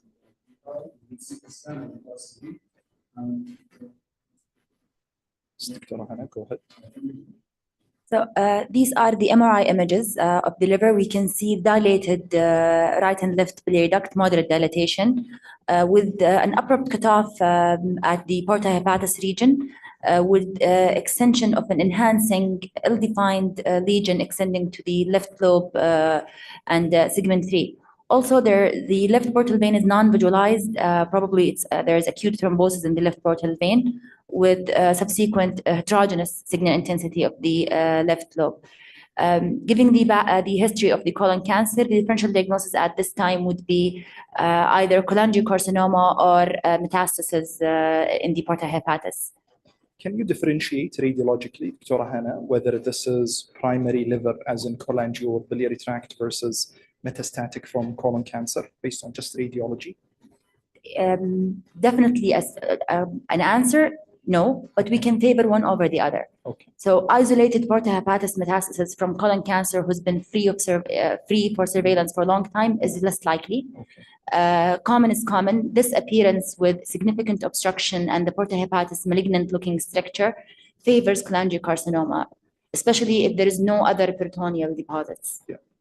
Dr. Abdelhamid, was he treated at King Fahd Medical City for his colon cancer? Yeah, at that time I was in medical school, but yes, he was treated by, I think, all the oncologists. No, this is... No, it's not Dr. Abdullah. Maybe Dr. Ismail. Yeah, it was in 2009. Because this is his second. This is his second malignancy now, and I think we should probably be considering germline testing for such patient. Like Dr. Arabi, Dr. Naif, anything you would offer this patient if the patient was non-metastatic? Drainage. Okay. His bilirubin is high. I think the first thing we should do is drainage of his biliary system. Okay. Once you have a hilar cholangio, if we assume this is cholangiocarcinoma, yes. And once you have like a hilus involving the vascular and to the secondary biliary radicals, usually is not resectable, to be honest. The only things that you would say it's resectable or not when you go inside and try to dissect it out. But once you have a vascular involvement, secondary biliary radicals involvement, usually he's not a surgical candidate. Tear for such cases, Dr. Arabi? Well, I think the first step is to drain him, as Dr. Naif said, because even tear is not possible when you have high bilirubin in these cases. The other side of it is when you drain these patients, you have to do tear carefully because they may end up with the significant biliary complications such as abscesses and biliary necrosis. So first step is drainage and biopsy just to confirm the diagnosis. And if it's hilar, probably is not the best candidate for radioembolization because it's extending into the hilum. And if you have to cover it, you have to cover, he may end up with the significant biliary complications. Probably start with the systemic therapy, then reconsider him later. Go ahead, Dr. Abdelhamid. Okay, so the radiologist has mentioned by Dr. Hannah. So these are the findings and the both possibilities, cholangiocarcinoma or recurrent colon cancer were there. So he underwent ERCP and EUS by our colleagues in GI, and he had stent placement. This is the image of the ERCP. Maybe if the radiologist can comment. So here's the ERCP image. You can see very clearly the dilated biliary ducts and the cutoff at the porta hepatis with involvement of the origin of both right and left biliary system. So it's bilobar involvement of the lesion. And the stent appears in its place. There is minimal improvement in comparison to the MRI. So the EOS also showed two malignant lymph nodes in the porta hepatis. So we had the brushing from the CBD, and the cytology showed malignant cells and consistent with adenocarcinoma as reported by our pathologist. So his bilirubin trend down to completely normal after the stent placement. And we did not do liver biopsy, and unfortunately we don't have MMR or molecular profile at this time. So we had also FDG PET scan, and it did not show metastasis.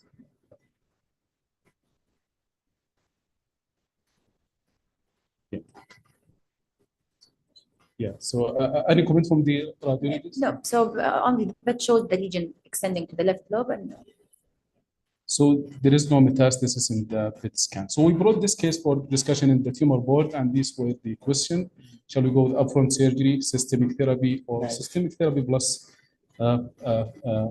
radiation therapy, or radiation therapy plus chemo? And if there is good response, to consider transplant or myoclinic protocol. So last colonoscopy, unfortunately, we didn't do it at this time, but it was in 2015, and that was remarkable. We Dr. did not do Naim, new colonoscopy this time.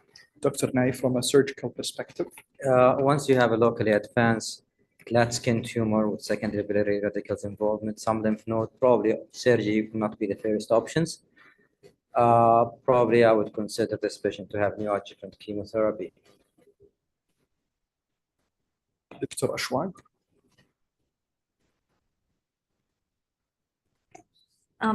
I did not see you put chemo immuno, right? Well, at that time, we did not have the data. 2023 هذه 2023, yeah. So systemic therapy, so including, yeah. I would go with systemic therapy, and I'm not really sure radiation in that location would not cause fibrosis, then again, more complication. So Yes. probably I'll start with systemic therapy with a chemo immuno. Then after that, we'll reassess. Maybe he will be surgical, will even better than doing radiation. Sure.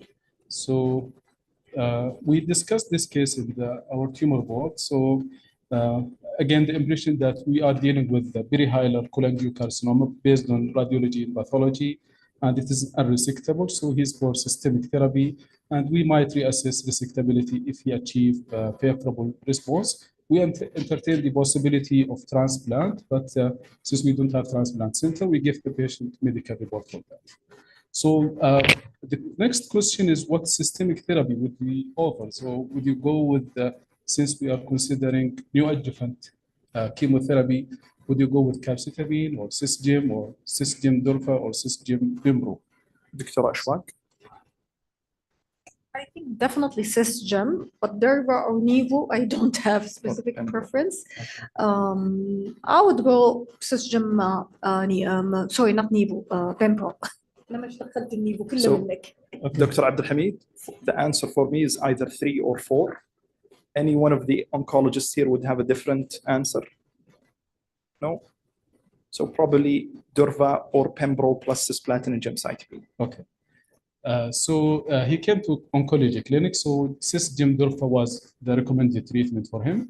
However, patient at that time, he feel very well after normalization of bilirubin, and he asked to try alternative herbal treatment for 1 month, and then he lost follow-up, and he take the medical report, and he showed up 5 months later, and at that time he told me that he went to Germany, and they reassessed him there, and he was started with cisgem durva. So the same treatment that was recommended. He received 3 cycles there, and then he came to continue his treatment. So we proceeded with cycle 4 at our hospital, and then we repeated CT scan after cycle 4. So this is his imaging after cycle 4. Maybe if there is Okay, so here are the CT of the abdomen and pelvis dating September 2023. We can see the left lobe showed interval atrophy as a sequence of the left portal vein thrombosis. However, the infiltrative lesion involving the porta hepatis appears to be stable in size, slightly less necrotic, in keeping with an overall stable disease of an infiltrative flat skin tumor. So moving on, so it was stable disease, and he continued in cisgem durvalumab. He had 8 cycles till December 2023. He had good tolerance to chemo immunotherapy, no toxicity whatsoever. And in January 2024, we shifted him to maintenance durvalumab 1500 milligram every 4 weeks, and he continued in maintenance for almost 1 year till December 2024. His CT scan, the last one in August 2024, showed stable disease. And at that time, he felt very well back to his baseline activity. He goes back again to his usual hobby, which is horse riding. He had no significant toxicity, only grade 1 itching, which is manageable with loratadine. At that time, patient decided to stop the treatment, and he asked for their opinion. So the next question, is there any role for holiday with the stable disease for 1 year on immunotherapy? And also, if there is any role for liver transplant in this case? So I would not stop immunotherapy. Not sure about Dr. Ashwag. He did great, like 1 year. I think that he did great. Maybe I would, يعني, if he insists, definitely I will give him a break. You cannot force patient on therapy, but I would do next gene sequencing. Maybe this patient have a mutation like FGFR mutation. Yes, I would say probably the only thing that I do differently is not يعني stop at just the brushing and washing as diagnostic. I would actually ask for a core biopsy and ask our pathologist to do next generation sequencing. Specifically in this instance now, because he's unresectable hilar. So we consider him as an advanced case. Do you think liquid biopsy will help in this patient if we could not take a biopsy? If he's under control for a very long time, you don't know if he's going to have a lot of ctDNA in his plasma, which I think makes it challenging. So I would probably propose a biopsy and doing next generation sequencing. But how about the liver transplant? Would you recommend it for 1 year after? He's stable for 1 year. And not metastatic, only localized disease. I think I'll ask the opinion of the surgeon. Yeah, definitely. Probably not. Transplant for cholangio is not very common, but it's worth giving opinion from a transplant center about this. I think probably one of the problems with cholangiocarcinoma is that it's very aggressive disease. Their overall survival is actually quite poor. And waiting 1 year, and I'm not sure, is the transplant surgeon going to say, is it enough to monitor the patient for 1 year, or do they need longer duration of time to assess the biology of the tumor? We have similar case, 30 years, lady, cholangio, 1.5 years. We discussed her in the tumor boards, and we agree for transplant. We offer, she get panic, and she said, no, I prefer maintenance. So now she's in maintenance for almost now her 3rd year with I'm giving her durva. And the NGS is negative. But I will still consider honestly transplant, although again, there is no data supporting. Okay. So moving forward, he lost follow-up and he decided to stop his treatment himself. And he showed again 8 months later.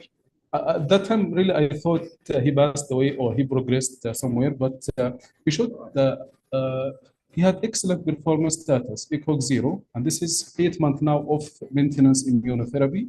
He had only grade 1 itching, and he's been off loratadine, so we resumed that, and he was fine.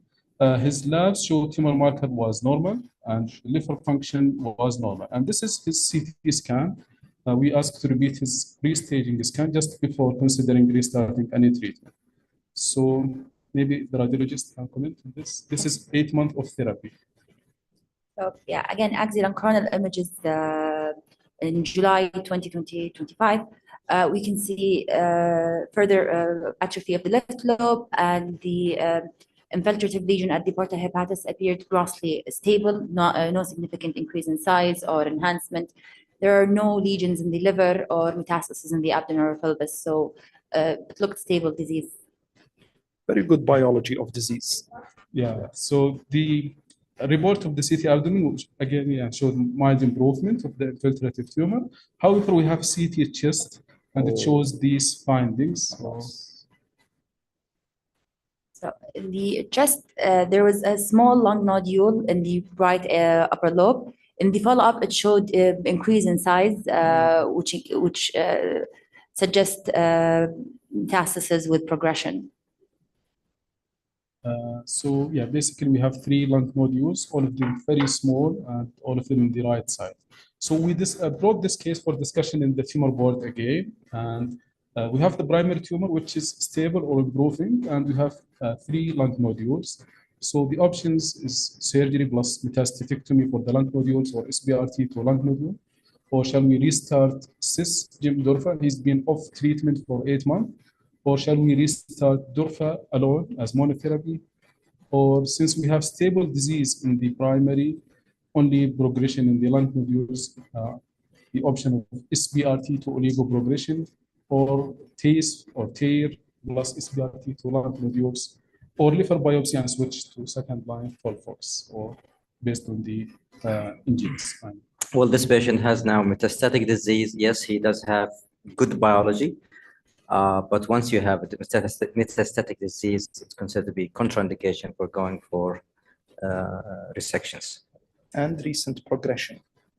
Yeah. And recent progression. I think for me, this is the key point, that he progressed now. So I would not want to touch the patient with radical therapy like surgery or SBRT, or even get our colleagues from interventional radiology to do TAIR. I would probably re-challenge him with chemoimmuno, provided he doesn't have neuropathy, or if he has neuropathy, probably durvalumab, without real evidence to adding gemcitabine alone, because he had good response to immunotherapy. So I'd restart it, wait for 3 to 6 months. If he still has stable disease or mild improvement, then probably I'd entertain with either the surgeon or interventional radiology, asking them for something like radical TAIR or SBRT. Dr. Ashwag, do you have any other opinion? So many breaks, actually. He started in 2023, and he took therapy for a year, then he took a break. Very poor follow-up. I think he's not very compliant. And recently, 8 months of therapy with mild progression in lung mets. Exactly.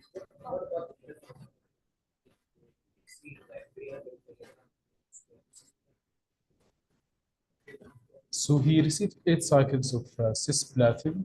I'm not sure what is the cumulative dose that he received, but he doesn't have any neuropathy. I think the different thing about cisplatin in biliary tract is the low dose. It's 25 milligram per meter square day 1, 25 milligram per meter square day 8. So a lot of patients can stay on it for a much longer duration of time.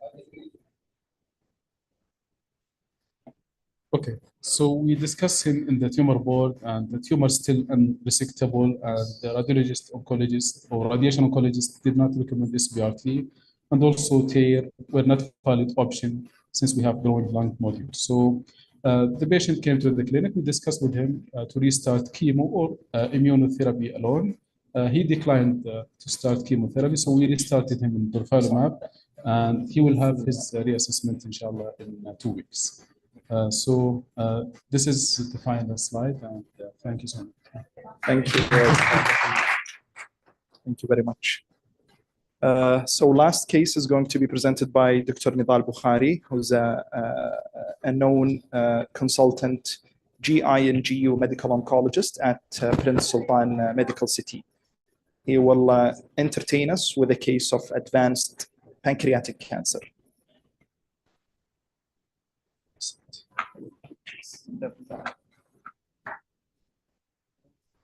So is it excellent. بسم الله الرحمن الرحيم والصلاة والسلام على أشرف المرسلين سيدنا محمد وعلى آله وصحبه وسلم. First of all, I would like to thank Dr. Ashwag Al-Aliyan, Dr. Karan Al-Shambari, and the rest of the organizing and the scientific committee for inviting me to this great event. I would like to thank the dear moderators on the stage, and I'd like to thank Dr. Hana Al-Faleh for helping me with choosing the most appropriate images. Inshallah, bismillah ta'ala, you guys learn something new from my presentation. I'm afraid that my case is probably the least interesting among all the cases presented, but I will try to make it interesting as much as I can.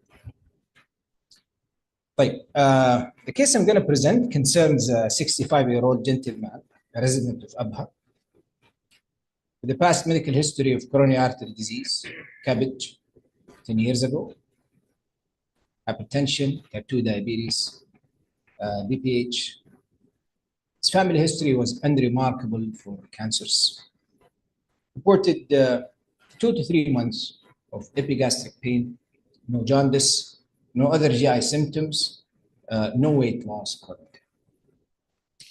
He was investigated at the military hospital in Khamis Mashed, where he was found to have a mass involving the head of the pancreas.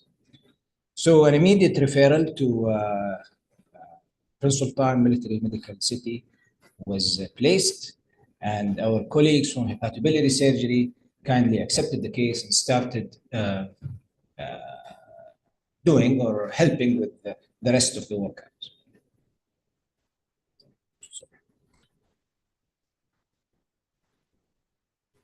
Biopsy attempted twice at Prince Sultan. Both resulted as presence of atypical cells. There was no evidence for adenocarcinoma on the biopsy specimens, which is, as you know, is not uncommon to see in pancreatic cancer. Almost 30% of cases will have failed attempts of biopsy. And I'm going to tell you what happened shortly, inshallah.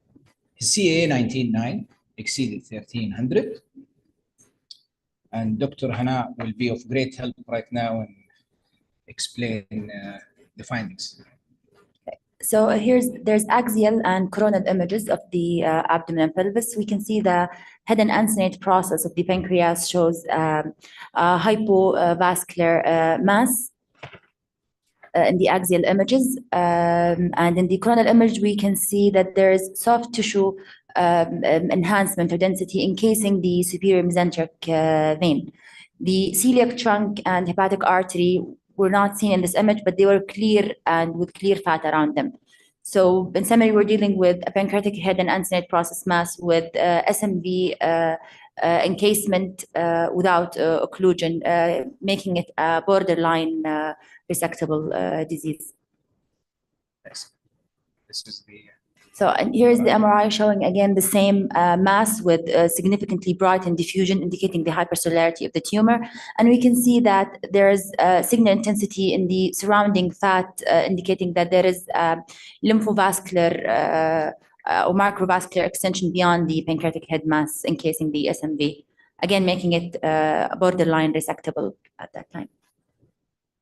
So, Dr. Nidal, if we can hear Dr. Naif's opinion about the imaging findings about resectability. Do we have a biopsy proven cancer yet? It's atypical cells. Yeah. And how was the biopsy taken, Nidal? FNA. FNA. FNA. Okay. AUS FNA. Yes. And doing a core biopsy for this, Dr. Arabi, is going to be quite difficult based on the location. Location is kind of difficult. What we typically do is EUS. FNA. Yeah. Yeah. But it's probably more accurate than EUS. Oh. Okay. Yes. Because it's a solid mass, and there is a possibility for resections. Is right or? Yes, but if it's in as a benign disease and you're doing Whipple for a benign disease, probably is not this scenario. So we have to prove that's the cancer before doing Whipple, to be honest. So what's the incidence of this? I mean, benign with a solid mass of? Rare, very rare. Yeah. So do you recommend to do, biopsy for every patient with a solid pancreatic mass? If it's head of the pancreas, yes, because it's a major pancreatic Whipple surgery. So I wouldn't go for Whipple unless they have proven a cancer. And what do you think about the percutaneous biopsy? Do you think it's still contraindicated or? For talking about the head of the pancreas, no, I wouldn't. I don't think it's a contraindication because the risk of seeding is very rare in those ways. Even with the percutaneous? Yeah. Excellent. Just one comment for the mimicker benign. So, sometimes in rare occasion we encounter mass-forming chronic pancreatitis, which can mimic pancreatic cancer by imaging. But usually we favor one over the other, giving the overall picture. In this patient, the vascular encasement and the soft tissue signal intensity encasing SMV goes more with malignant. The tumor markers, the elevation of the CA19-9 again favors that it is malignant. So by imaging in correlation with the tumor markers, it is highly malignant. But yeah, by imaging alone, if the labs are inconclusive and the patient age is young, sometimes we may encounter mass-forming chronic pancreatitis. Excellent. So as Dr. Hana mentioned, this patient was deemed borderline resectable tumor board, and we planned him for systemic treatment for 3 months, then re-imaging. That was our plan. So this is the criteria for resectable and borderline resectable pancreatic cancer as per NCCN guidelines. I don't think we have to go through it in details. You guys are fully aware of it. So our first encounter was in mid-December of 2024, seen in oncology clinic at PSMMC. This gentleman had an excellent performance status. He was planned for thorax. Started in late December 2024. Before starting on systemic treatment, I had a detailed discussion with him and with his sons. I informed him clearly that we don't have strong evidence, strong biopsy results, I would say, but this looks like pancreatic cancer. Waiting for another biopsy, meaning another 3 to 4 weeks. And this is a fast-growing aggressive cancer, and we typically don't like to wait for that long, as things could go in the wrong direction. Would you agree with me, guys? Was the tumor marker elevated? CA can exceeding 1300. Yeah. And atypical cells on FNA and radiological imaging, I would agree with you and start. This is what happened actually. I started him at 15 to 20% dose reduction, good clinical response. Throughout his treatment journey, the only toxicity he had was grade 1 peripheral neuropathy. He was rediscussed again in March of 2025. Dr. Hana could enlighten us. So the image shows the mass at the head and neck and endocrine process of pancreas, almost stable in size, but improved in enhancement. And the soft tissue density encasing the superior mesenteric vein showed mild improvement or less conspicuous compared to the prior image. So resectable, Dr. Naif, based on this? It's very hard. It depends on the center of doing this procedure. In encasement of superior mesenteric vein or portal vein partially, usually is not absolute contraindication. I think it's worth exploring and try to dissection and having a decision intraoperatively whether it's resectable and having reconstructing the portal vein or SMV. But since this patient has improvement, probably he worth exploring, to be honest. Okay. And there is Dr. no Dr. Arabi, would IRE be an option here?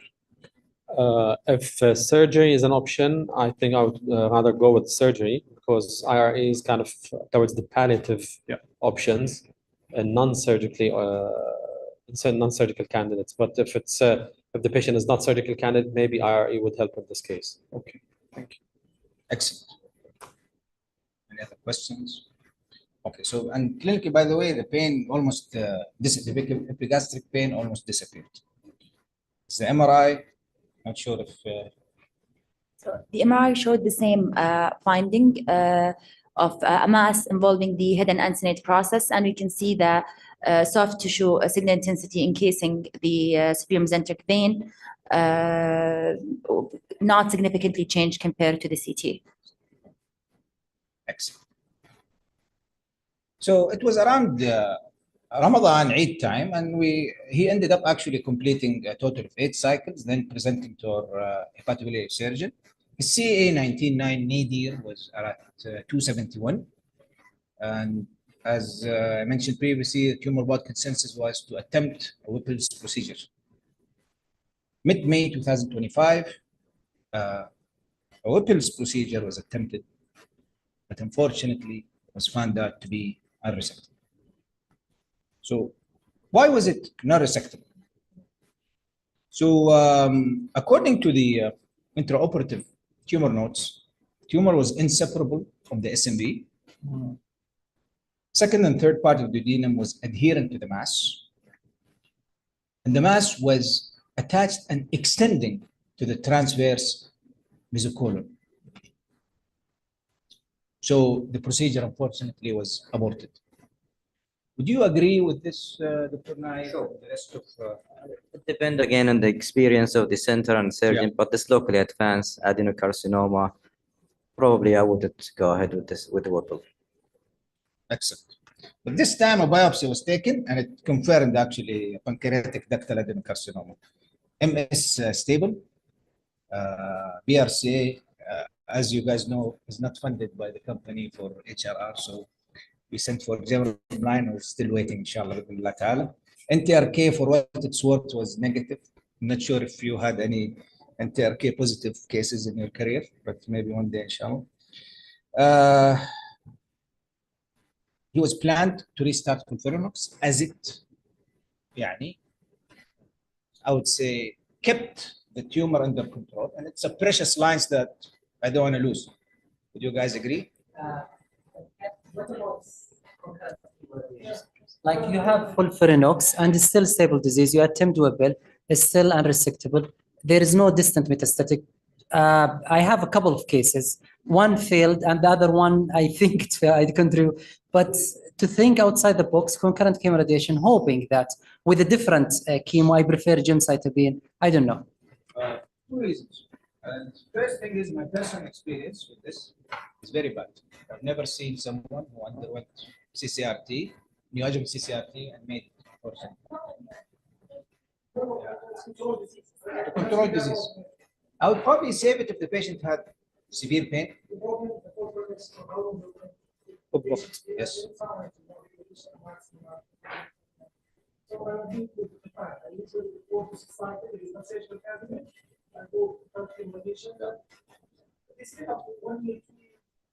Yes. And that's actually very reasonable. I do not disagree with you at all with this. So the patient didn't show up actually to clinic. That's the problem. But 2 appointments, he didn't come. Then he started having the abdominal pain again, and he decided to land at the HPB team clinic in July تقريبا. معلش يا هنا. طيب. Yeah. So here in the CT of July 2025, we can see the mass again infiltrative, adherent to the duodenum, and again we can see the vascular encasement of the superior mesenteric vein getting worse.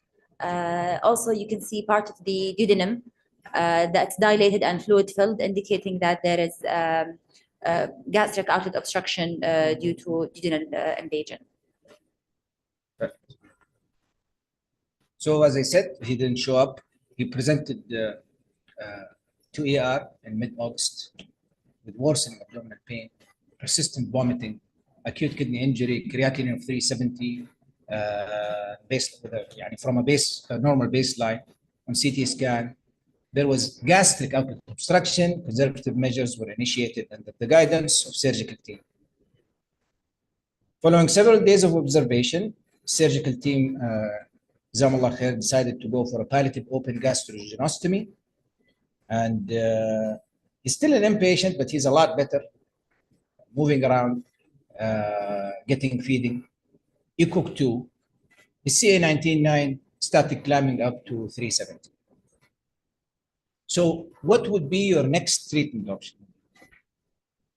So, excellent. You're very traditional like me. Unless you don't have, neuropathy, this is important. Well, Gem upexing. Excellent. Well, I would want to know how long he stopped FOLFIRINOX for, because he responded well to FOLFIRINOX from a tumor marker perspective. We're talking about April 2025, but there is a major problem right now. People at that time was 0 to 1, and now it's around borderline. هذه مشكلة. Still, I think I really didn't want to lose FOLFIRINOX with appropriate dose reductions. I've given it صراحة to patients and that's with not wrong at all. A poorer performance status. And I think that many of my colleagues would agree with you. But There is another problem. If Dr. Fahd Al-Mikbil checked eligibility on Sunday, he might find the guy. يعني, present for you, Dr. Fahd. So Impact looked at gemabraxane in first line, actually. يا انت يا فهد يا امريكا، واحد فيكم يعني. طيب فجemabraxane in first line was investigated. The Impact, you guys all know the trial by heart, at a survival advantage of almost 3 months. You guys know it. But what about gemabraxane in post-FOLFIRINOX in patients who progressed on FOLFIRINOX? These are all some single open arm phase 2 trial retrospective observational studies, case series that showed some efficacy in gemabraxane post-FOLFIRINOX. My 4 case reports, case series. ما شاء الله. هذه مهمة يعني، هذه أهم واحدة فيهم. طيب. واحد فيهم جلس على الجemabraxane almost 2 years post FOLFIRINOX. في واحد فيهم جلس على الجemabraxane a year and a half, then received third line FOLFIRI. فيعني for what it's worth, we decided to publish that at some point. طيب, the NCCN guidelines still doesn't list interesting options, unfortunately. The World Clinical Trial shows on top of the considerations here, unfortunately, and it's not something good. So why do we all hate pancreatic cancer? You agree with me? Yes, we all hate it.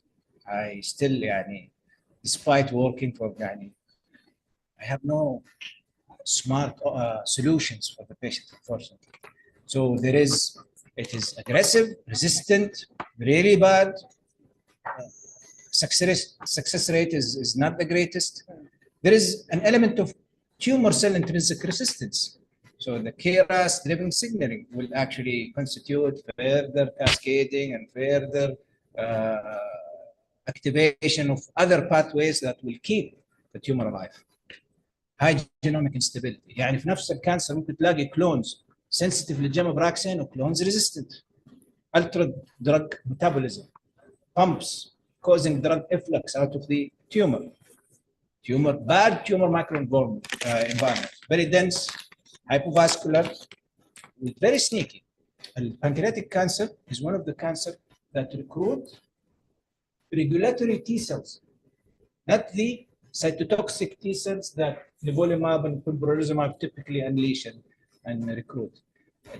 Regulatory T cells, as you know, and I was really bad in immunology in medical school, but regulatory T cells will suppress the cytotoxic T cells. يعني انت يعني تعامل مع ورم يعني عجيب وغريب. Epithelial mesenchymal transition, this will lead to invasion, metastasis, chemoresistant. وبعدين عندهم metabolic rewiring. يعني تخيلوا البنكرياتيك cancer cell under stress and malnutrition will cause autophagy, يعني will eat its own self, parts of its own cells in order to survive. هذه أشياء يعني صراحة major challenges. So those are the pathways that we are looking at: KRAS inhibitors, stroma targeting therapies, combination immunotherapies that would actually recruit cytotoxic T cells, natural killer cells, and myeloid cell derivatives. So what's new? This is one of the dual immunotherapy being looked at: botensilimab, balstilimab in MSS cancers. We have promising results in phase 1B in colorectal cancer, and I hope we see some progress in prostate cancer. You have KRAS G12D inhibitors, which is present in 35% of pancreatic cancer. We have pan-KRAS inhibitors. We have KRAS degraders. This is one of the pan-KRAS inhibitor trials still going on, which is manufactured by, I think, Revolution Medicine. So we're يعني waiting, anticipating inshallah progress. Sorry for this. Thank you so much.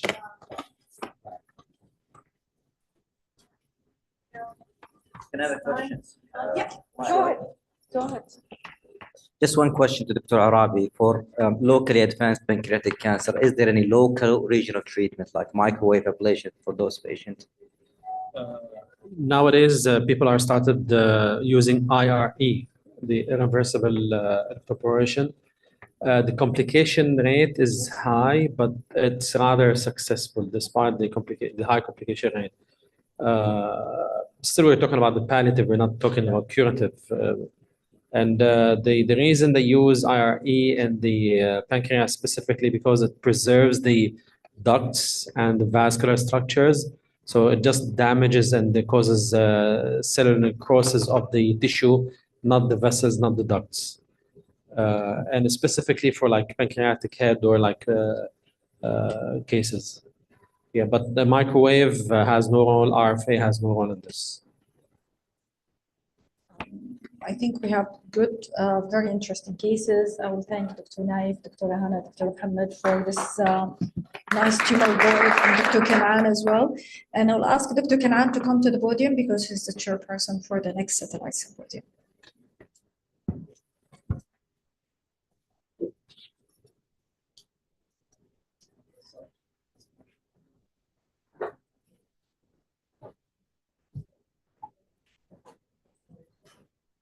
Thank you very much, Dr. Ashwaq.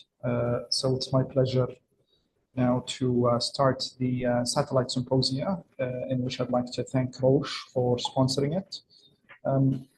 Today's lecture is going to be different because Dr. Abdullah will talk about a practice-changing study, I hope. Dr. Abdullah Sham does not really need an introduction. He's a senior GI and GU medical oncologist and the chairman of oncology at King Fahd Medical City. He will talk to us about the new update with immuno-oncology in localized or adjuvant localized colon cancer. Thank you so much. Assalamu alaikum jami'an, Jum'ah Mubarak. To start with, I would like to thank you all for the invitation. Special thanks to Dr. Ashwaq, Dr. Kanaan, our colleague in National Guard. So I will take you down. We're all discussing ABR. Now let's go down and we'll take the about the immunotherapy for localized high MSI colorectal cancers. We know clearly that when we speak about the pathway of colon cancer development, we are speaking about two important, either chromosomal instability, which is almost 85, or microsatellite instability, which is approaching almost 15%. Now, it's very important to keep in your mind that the DNA repair mechanism, it's a based mismatch repair insertion, and we know that it's maybe germline or sporadic type. And MSI, it is not related to only one disease. Actually, you can see it across almost all the type of tumors with different percent. I mean, if you look for in this slide, the endometrial is almost 1/3 of the patient, colon cancer almost 20%, gastric almost 20%. And if you look for the pancreatic cancer, as clearly speaking by Dr. Nidal, it's almost 0%. Now, when we speak about microsatellite instability, you can see it's ranging from localized to metastatic disease, and metastatic almost 4%. And when we look for the localized disease, the percentage going up to 12% in stage 1, 16 in stage 2, 12 in stage 3. And we know very clearly that the microsatellite instability with the new antigen, it's the best place that immunotherapy it has the work. Now, if you speak about stage 3 colon cancer, basically cured with surgery alone is almost 55%, cured with the chemotherapy, it's approaching almost further 20%. And in spite of all effort with the chemotherapy, we reached almost 25%, they will never respond. And we know that the durations of the chemotherapy was shortened because of the risk of the peripheral neuropathy. And we know the established IDEA trial was showed clearly in the K-box of 3 months is more than enough in low-risk category T1 and T1, T2, T3 in one disease. And definitely FOLFOX, the high risk with 6 months, it is the ideal. However, if you look for the FOLFOX or K-box for the low risk and high risk, it's almost undetermined significance. So what about the MSI high in stage 2 and stage 3 colon cancer? Definitely in stage 2, there is no benefit of VIEW. And in stage 3, clearly, it's actually, you can see it's worsening actually the survival. So VIEW is not the best option to give to the patients. VIEW plus oxaliplatinum, there is some data about it, but definitely not VIEW or capecitabine. Now, if you look for the MSI high colon cancer, what was the treatment approach? It's again, they decided again the same of the MSI stable disease with low risk K-box of 3 months, FOLFOX 3 to 6 months, and high risk K-box 3 to 6 months or FOLFOX of 6 months. Now, what about the new standard of MSI high patient? We know clearly in metastatic disease, there was 2 important clinical trials. The first one, the Keynote 177 with the monotherapy of pembrolizumab, we showed clear progression-free survival, very nice separation between the 2 arms. And the checkmate, Nivo-EB, it showed very significant. And look for the number of hazard ratio. We are reaching now about, we speak about 21 in metastatic colorectal cancer. And the last ASCO, a very important clinical trial, was actually discussing the role of immunotherapy in those category of patients with stage 3 colon cancer who harbor DNA mismatch repair. So atomic trial, it's a randomized multicenter phase 3 clinical trial. Age of the patient more than 12 and histologically confirmed resected stage 3 colon cancer, MSI high with excellent performance status. They were randomized to FOLFOX plus atezolizumab for almost duration of 6 months, followed by atezolizumab for additional 6 months. So immunotherapy for 1 year versus the FOLFOX chemotherapy of 6 months. And the primary endpoint was disease-free survival. Now, when we go for the study detail, it started in October 2017. And remember, the idea started somewhere in 2018, so almost 1 year after. The baseline characteristic, it was equally balanced between the 2. And as you can see, 1/3 of the patients, they were T4. And again, almost 40%, they were N2. And as you can see, almost 50% low and high risk. The primary endpoint, you can see there was almost 10% improvement disease-free survival in favor of FOLFOX plus atezolizumab. Very significant hazard ratio, very significant p-value of 0.0001. And when they look for central reference lab, again, it was validated with almost 10% improvement in disease-free survival. Now, when we look for disease-free survival for subgroup, regardless of the age, sex, tumor location, staging, T or N, good or bad risk, all of them, they are in favor of FOLFOX plus atezolizumab. Overall survival data are not mature. So when we look for the most important thing, this is a new standard of care. Let's go and look for the safety profile. And you can see grade 3 and 4. You can see from 59% to almost 72%. So almost there was approaching 12% increase in stay in grade 3 and grade 4. And basically, you can see there was fatigue, nausea, peripheral neuropathy, and neutropenia. And keep in your mind, look for the grade 4 was actually jumped from 7% to 14%, was actually very high. And when we speak about immune-related side effect, mainly was hyperglycemia and some sort of colitis. And the conclusion of this trial, atezolizumab plus FOLFOX is practice-changing treatment for patients with high MSI stage 3 colon cancers. So let's ask ourselves, first of all, do we need the chemotherapy for high MSI patient? We totally agree that the 5U has no role. FOLFOX maybe, oxaliplatinum. And number 2, do we need 6 months? You remember the IDEA trial when they looked for 3 months for the low risk, 3 months was more than enough.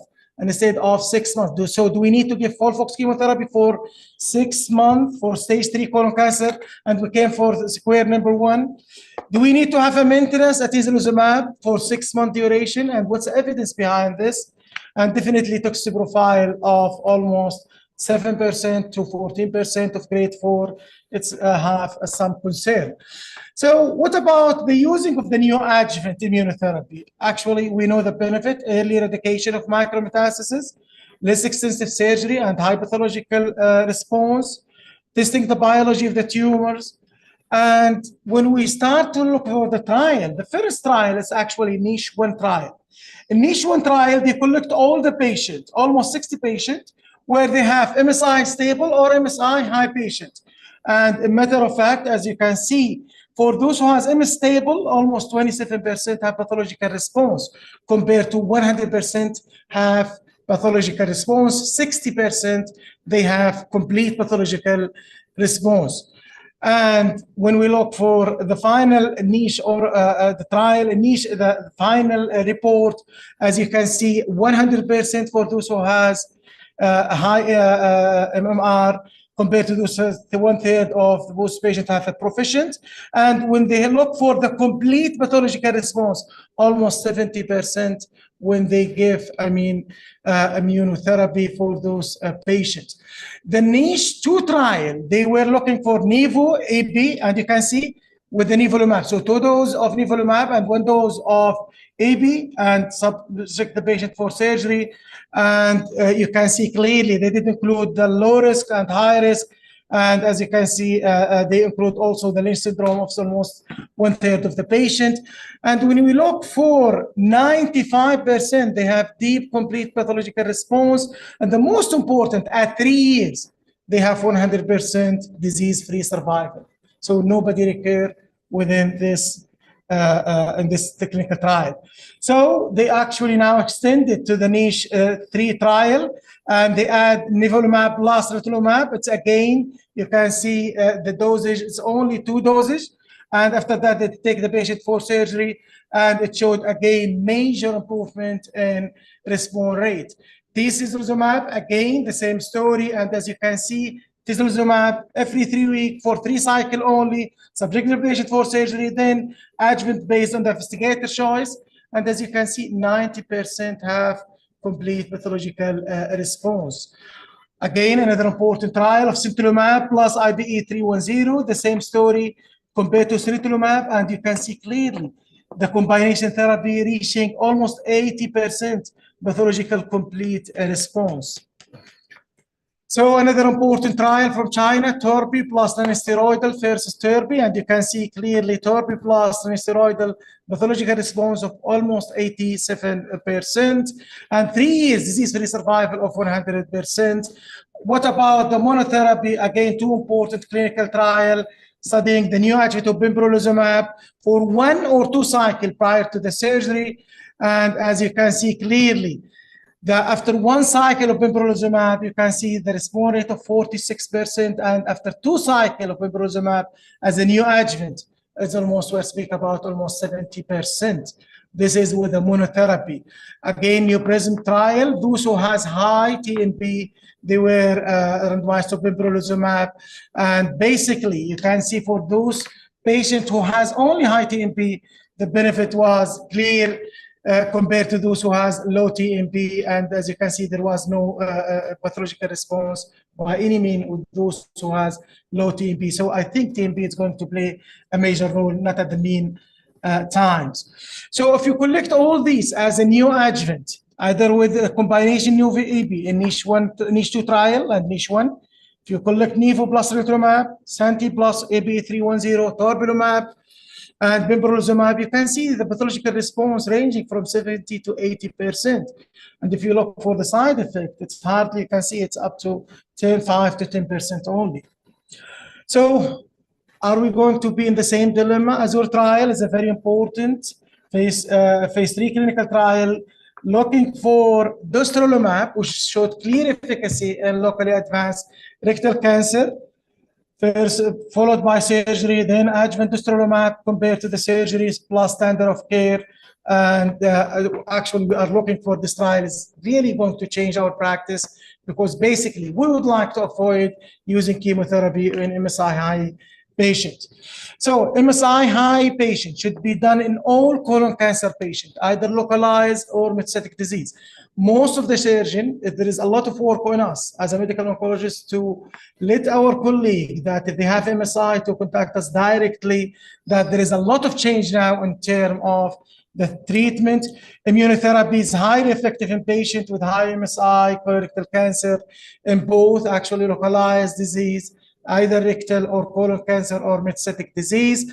And definitely for stage 3 colon cancer with high MSI, there is a new standard of care with the FOLFOX plus atezolizumab, and it should be actually our current practice. In King Fahd Medical City, I think we have 2 patients now with stage 3 colon cancer. We start them in this protocol. Definitely, we need to consider the neoadjuvant immunotherapy, and especially in high-risk patients, those who has T4 into. It's very important to keep in your mind to ask your surgeon to send for MSI, and always keep in your mind not all MSI high patients are created equal efficacy. And as we know, that from the trial in metastatic disease, there was almost 1/3 of the patient, they don't respond to immunotherapy. And in this trial, actually, of Atomic, there was 13%, regardless of chemo plus immunotherapy, they don't respond. So there is a lot of marker that we don't know. What we are seeing now is the top of iceberg. And definitely the future of, I do believe it's an IO without chemotherapy. And definitely ctDNA is going to have a huge role. And as we know, in the rectal cancer, we are speaking about organ preserving approach. I do believe we are going to take the same experience in the colon cancer for MSI, not in the meantime, but I do believe later on. And with this, I would like to thank you, and thank you, Rosh. Thank you, Dr. Abdullah, for an excellent presentation, and I think a very important topic to cover.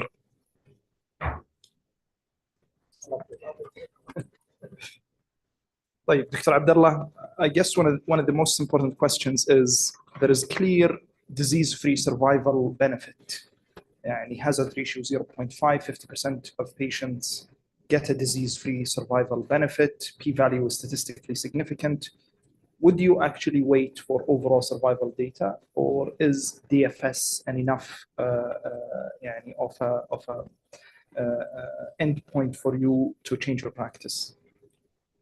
So thank you so much, Kanan. Now, if you look for the adjuvant trial in colon cancer, the Mosaic trial or NCCP07, they start with the benefit and disease-free survival, and we adopt this directly because we do believe there is a clear evidence that disease-free survival is a good surrogate marker for an overall survival. And if you look for Keynote trial and the NEVO-EB in metastatic colon cancer, both of them showed clear progression-free survival, and there was no overall survival. In spite of this, all of us, we adapt this, changing our practice. So definitely, I'm not going to wait for overall survival. I will start to change my practice from the day of the presentation. However, keep in your mind, this is very important to discuss your case, each cases with your surgical oncology team, and inform them about the update. I think there is a clear gap, and we are still seeing this, gap, especially in peripheral hospital. Definitely any patient with localized colon cancer, they will take them for surgical resection. I think it's a very important. There is a burden on us to teach them. There is a lot of biomarker who's going to change the therapeutic paradigm for those category of patients. Thank you, Dr. Abdullah. I guess one of the other questions that are important to discuss is that in the Atomic trial, they mainly focused on stage 3. What about high-risk stage 2? I guess one of the differentiating things for us to give chemotherapy in high-risk stage 2 is actually doing MSI. And if there is one high-risk feature, let's say, for example, LVI, we do MMR or MSI and it's high, they usually balance each other. We say this patient has good prognosis and we don't give them chemo. I know this is probably no answer, but what is your point of view here in high-risk stage 2 that is MSI high? Would you consider the Atomic trial combination for them or no? So thank you so much. Now we know that the benefit of systemic therapy in stage 2, even for those high risk, is a very limited. The problem with this clinical trial of Atomic trial is the duration of 12 months. It's a very huge 6 months of chemotherapy followed by maintenance therapy for atezolizumab. So if it's only stage 2 with high MSI, definitely I will not consider chemotherapy for those category of patients. What do you think, Karan? T4 and 0. It's still stage 2. And still stage 2. I mean, T4 totally agree. It's a very high risk. By the way, it's more than the lymph node. And definitely, I'm sure they are going to change T4. It will be one of these as stage 3. Definitely, it will not be any more stage 2. I do believe. So with those who has high MSI, I don't believe. I will not going to apply this. This is clear for T3. I have no stage 3. I'm not sure that I'm going to use it for stage 2. Most of the time, stage 2, if it's high risk, even with MSI, I consider them for observations. And I have a similar point of view to Dr. Nidal. I think T4, they are higher risk, and in fact, their relapse rates are higher than low risk stage 3, اللي هو T3 and 1. So I would, and there's no right answer. And the trial did not involve these patients, but I would consider them perhaps for chemoimmunotherapy. I'm sure, Dr. Fahad, do you have a comment? Yes, question to Dr. Shom. Thank you so much. So I have one patient now, he's in his 40, and as you said, absolutely, was referred from outside, from the south, Najran. It was not done MSI. So now I'm starting the therapy for him. I'm still in the chemotherapy phase. My question to you, once he starts immunotherapy maintenance, can I change from the trial instead of Q2 to Q3? And the second, if you look to the metastatic setting, the Keynote 177 and 8HW, the KRAS wild type, they have a different response. Do we have data regarding disease-free survival and autonomic trial for those with KRAS wild or no? Last question, Mosaic, sorry, geriatric patients. You will give the full package, like, Mosaic. So we are not giving xalplatin, just Xeloda, Atezo, or what? Sorry, thank you. So thank you so much. So let me start with the geriatric patient. Definitely, if the patient is not fit for chemotherapy, I don't believe that the chemotherapy have any role with high MSI. This is what I believe. So if I have geriatric patient, definitely I'm going to omit Oxali, and I will keep the patient on 5U, and I will keep the same. So for the second questions that about Q2, Q3 weeks. I mean, there is no right answer or wrong answer. Yeah, you can do whatever you like. I mean, if you have the same protocol, yes, you can do whatever you like. There's no wrong or true answer. And the KRAS, do we have data? And for the KRAS, there is no data in this trial. They did not publish it. Like, if you look for the data of the Keynote, it showed clearly. I totally agree with you. But if you look for the data of NIVO-EB, regardless of the RAS status or the BRAF, the benefit was very clear. Now, totally agree with the Keynote. So I don't believe the KRAS, and there is a lot of I think from Dana-Farber, there was a retrospective analysis. They were looking for those category of patients, those have KRAS mutations and the benefit of immunotherapy. And it showed clearly they benefit from immunotherapy. So we don't know about, usually we don't ask for the KRAS or localized disease. The last question is, you showed so many data on neoadjuvant immunotherapy in local MSI high local colon cancer. So many different protocols. Which one would you choose? And I think the other one is, you mentioned a very important point, which is probably we need to be testing biopsies and asking our surgeons to be involved in the decision making regarding maybe not hurrying up and doing surgery for such cases, maybe referring them to us for giving them 1 or 2 doses of neoadjuvant immunotherapy and then getting them to do surgery. So which immuno? And do you agree that we should probably be doing MMR testing on all biopsy results rather than the post-surgical result? Yes, I totally agree with you. Now, it's a very important. There is a burden on us as a medical oncologist.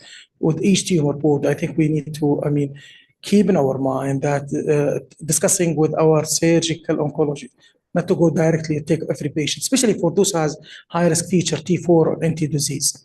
And yes, before, yes. And in KFMC, all the cases actually discussed it pre-op. What about you? Do they go to surgery first and then the pathology is discussed when pre-op? Mostly pre-op. Mostly pre-op. Yeah, pre-op. Yes, most of the time pre-op. And no, immediately surgery, then after the surgery. Okay. And for the second questions, I do believe NIVO-EB, it's Ghada, she's here, and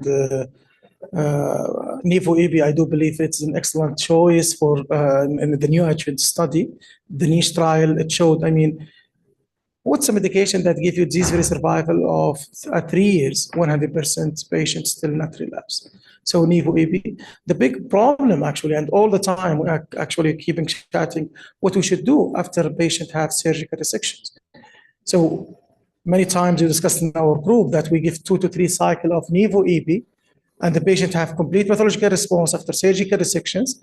What's the big question now? What we should do? Shall we go with an adjuvant? And if we'd like to go with an adjuvant, for how long? 3 months is enough, 6 months is enough, 1 year is enough. And actually, all the time there is a debate about what we should do. So, what do you think, Fahad or Muhammad?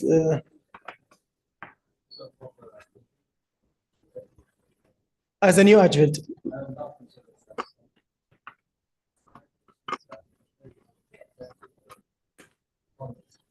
Yes, in colon cancer. Yeah. Locally advanced. Locally advanced. Unresectable, yes. But as a standard of care, a straightforward surgical resection, I will go for surgery. Because now we have a phase 3 trial. Remember, Nivo-Ipi, it's a phase 2, right? So it's not my standard of care. I will consider that if the tumor is not resected. Yes, T4 or NT or high risk patient. Definitely agree. Agree with you. Thank you very much, Dr. Abdullah, and thank you again, Roche, for sponsoring this satellite symposium. So I think now we will proceed to the last part of this conference, which is session 3. This is going to be chaired by myself and my colleague, Dr. Mohammed Al-Ghamdi, who is the chairman of the Department of Medical Oncology at King Saud University Hospital. This session will focus mainly on pancreatic cancer. And go ahead, Dr. Mohammed. Thank you very much, Kanaan, Dr. Al-Ganni, Dr. Ashwaq, for the invitation. So we're going to focus now on pancreatobiliary cancers. And the first speaker will be Dr. Mohammed Al-Ganni. He will give us a talk about the germline testing and pancreatic biliary cancer.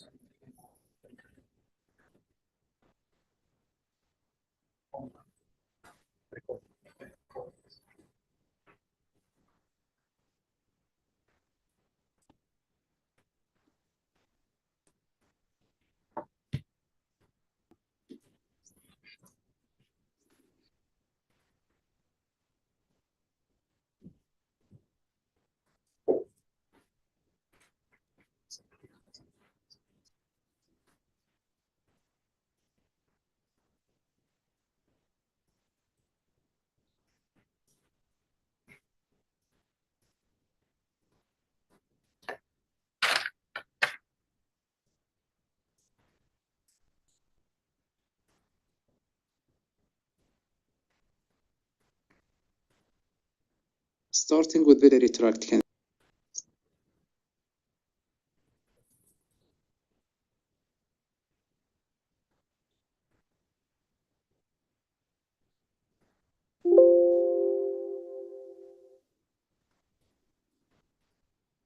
Alaikum wa rahmatullah. Good afternoon, everyone. Thank you for the kind introduction. And in the next 15 minutes, I will be talking about the role of germline testing in patients with pancreatic and biliary tract cancer. Starting with biliary tract cancer, as you know, most of the cases are due to sporadic reason. The genetic or germline contribution to the biliary tract cancer has not been studied very well, with very limited data about the epidemiology or the percentage of the contribution of germline testing in the development of biliary tract cancer. However, there has been some efforts trying to look to the prevalence of this mutation. One of the largest study that has been published so far came from MSK, where they looked for more than 131 patients with biliary tract cancer, and they were tested with a comprehensive hereditary gene panel as well as somatic mutation. And what they found in this study that about 16%, which represents 21 patients out of 131, they have underlying germline mutation. The most common mutation was the BRCA gene, as well as other mutation like ATM-BAP1. So this information might give us a clue that also in patients with biliary tract cancer, the genetic contribution might be there for some patient, and genetic testing sometimes can be helpful, especially in the context of presence of family history of the same type of malignancy, or if the patient carry certain mutation that is known to increase the risk of biliary tract cancer, as some of these genes has implication in terms of therapy, like a patient with MSI high tumor, patient with BRCA mutation, they might be eligible for platinum-based chemotherapy as well as PARP inhibitor in certain cases. So I think there are a lot to come in the near future about the data of germline testing in patients with biliary tract cancer. However, if we look to a patient with pancreatic cancer, I think there are more evidence and more epidemiological data coming from different parts of the world. One of the earliest study that looked to the epidemiology of germline mutation in patient with apparently sporadic pancreatic cancer was published in 2017, where they found about 4.2% in more than 800 patients who were tested. They were found to have underlying genetic mutation. And as you can see here, the list of the gene involved. So BRCA is one of the commonest genes, specifically BRCA2, that is associated with increased risk of pancreatic cancer. Then there has been multiple other studies that looked to the same question about the prevalence of germline mutation in non-selected patient with pancreatic cancer. And as you can see, the percentage ranges from less than 1% up to 4%, which is a reflection of the certain population, different population, that they have certain tendency to carry certain germline mutation. However, one of the largest study actually that looked to a large cohort of patients, and they looked for more comprehensive panel that is beyond the BRCA gene mutation, was also came from the Memorial Sloan Kettering, where they did genetic testing for more than 600 patients, and they found that the presence of pathogenic variant was on almost 20% of patients. Those patients actually, they did not have the strong family history of cancer. As a matter of fact, around 40% of the patients did not meet the NCCN criteria at that time for genetic testing in patients with pancreatic cancer. Most of these gene mutation happen in BRCA, as already mentioned. However, there are certain other mutations that also increase the risk of pancreatic cancer. So we are talking about 5 to 10% of all patients with pancreatic cancer, they have underlying genetic mutation. Even with the data that we looked in our institution, which was published 3 years ago, we found the same thing despite the small number of patients that we had, but we found that the 7 out of the 88 patients that we tested, they carry the pathogenic variant.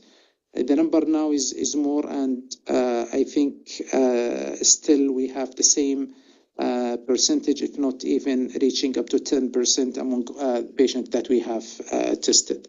So the bottom line that in non-selected patient with pancreatic cancer, germline testing is useful, and there is very likely chance that you miss some patient if you adhere to only family history or other testing criteria. The recommendation based on the NCCN guideline and even the MENA edition is to offer genetic testing for all patients with pancreatic cancer, regardless of age, personal or family history.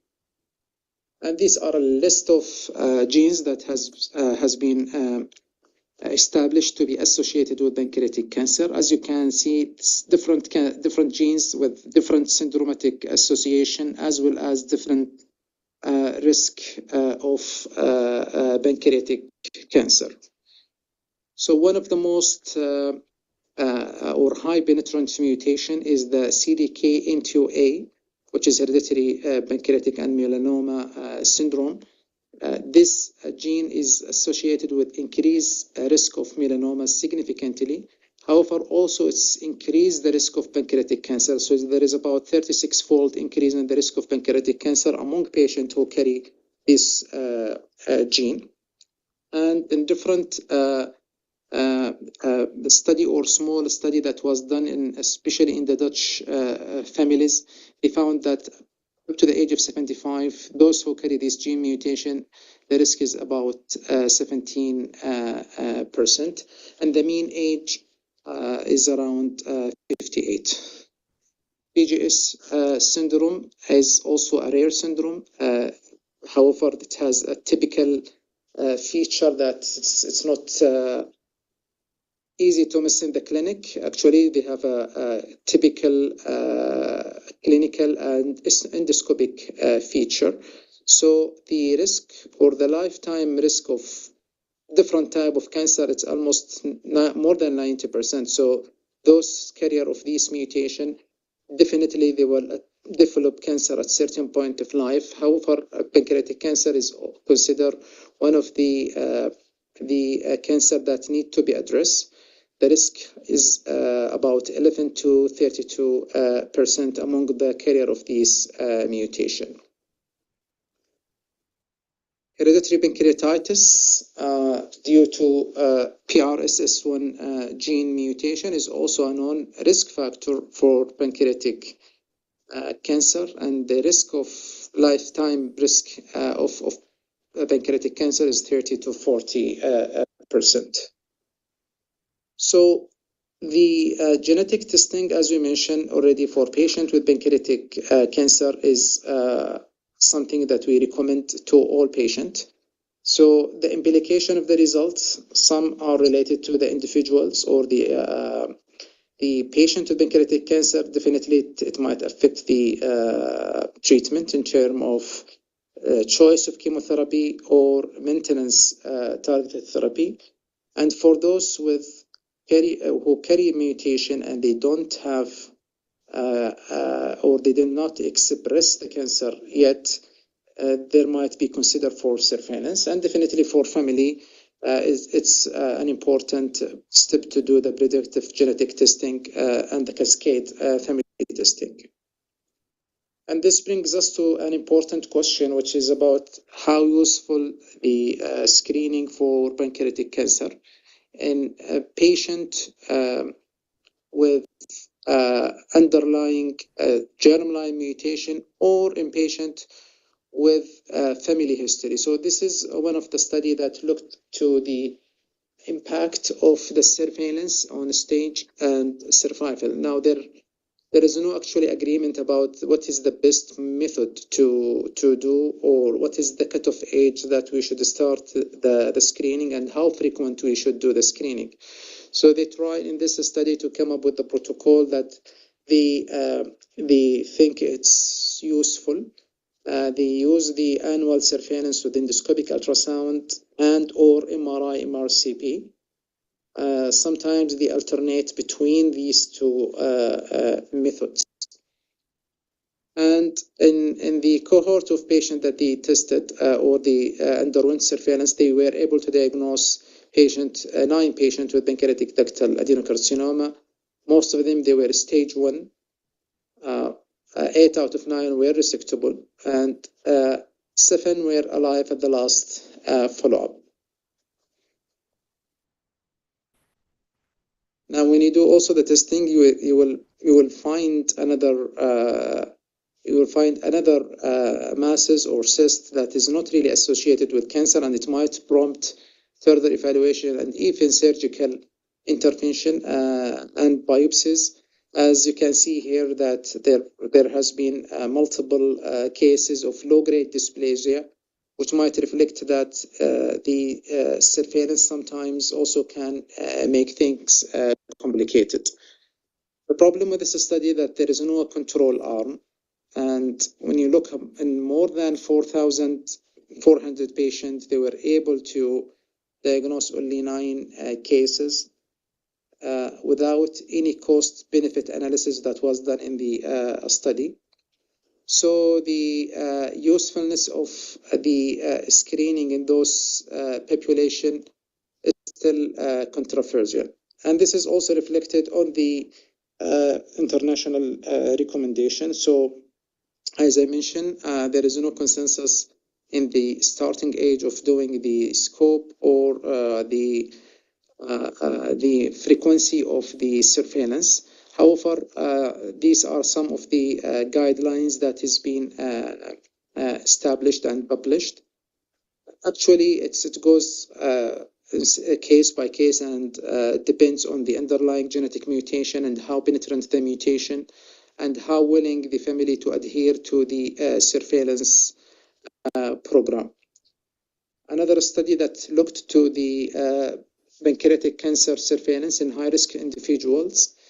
In this study, they found that the surveillance of patients with high risk to develop pancreatic ductal carcinoma is still suboptimal, and maybe we need something else other than only the radiological evaluation and the endoscopic ultrasound, because as you know, the endoscopic ultrasound sometimes is operational dependent, and this raises the need of possible role of biomarker, including blood tests for screening, not only for pancreatic cancer, but also for other type of pancreatic cancer. The NCCN guideline, they have a screening recommendation, and they recommend to do screening for pancreatic cancer patient. They put it specifically for patient with, as we mentioned, with the high penetrant mutation like STK11, patient with PGS syndrome, and in patient with hereditary melanoma and pancreatic cancer syndrome. So these are the recommendations starting from age of 40, and for patient with PGS syndrome, usually the recommendation to start from age 30 to 35. Actually, what we adapt in our clinic, so in patient with underlying genetic mutation, is if they are still carrier without, and they are not affected with cancer, and if they have a family history of pancreatic cancer, usually we start 10 years earlier than the time of the diagnosis. Is it the best option? Is it standard of care? It's really hard to say, but it's something to consider, and from my perspective, it's better to diagnose patient with stage 1 pancreatic cancer rather than stage 4. The question about the cost-effective analysis and long-term data is very important. However, I think in a disease like pancreatic cancer, any small steps can help into improving the outcome of the patient, and part of this is the screening program.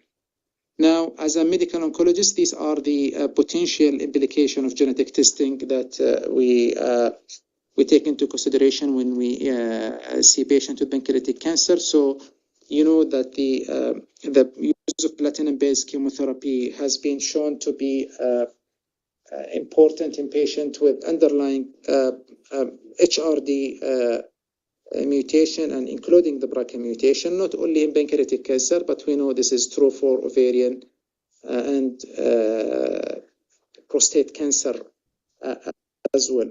And then if we look to the survival, overall survival and the progression-free survival for patients with HRD-associated pancreatic cancer, it's actually better compared with those with a proficient HRD pathway.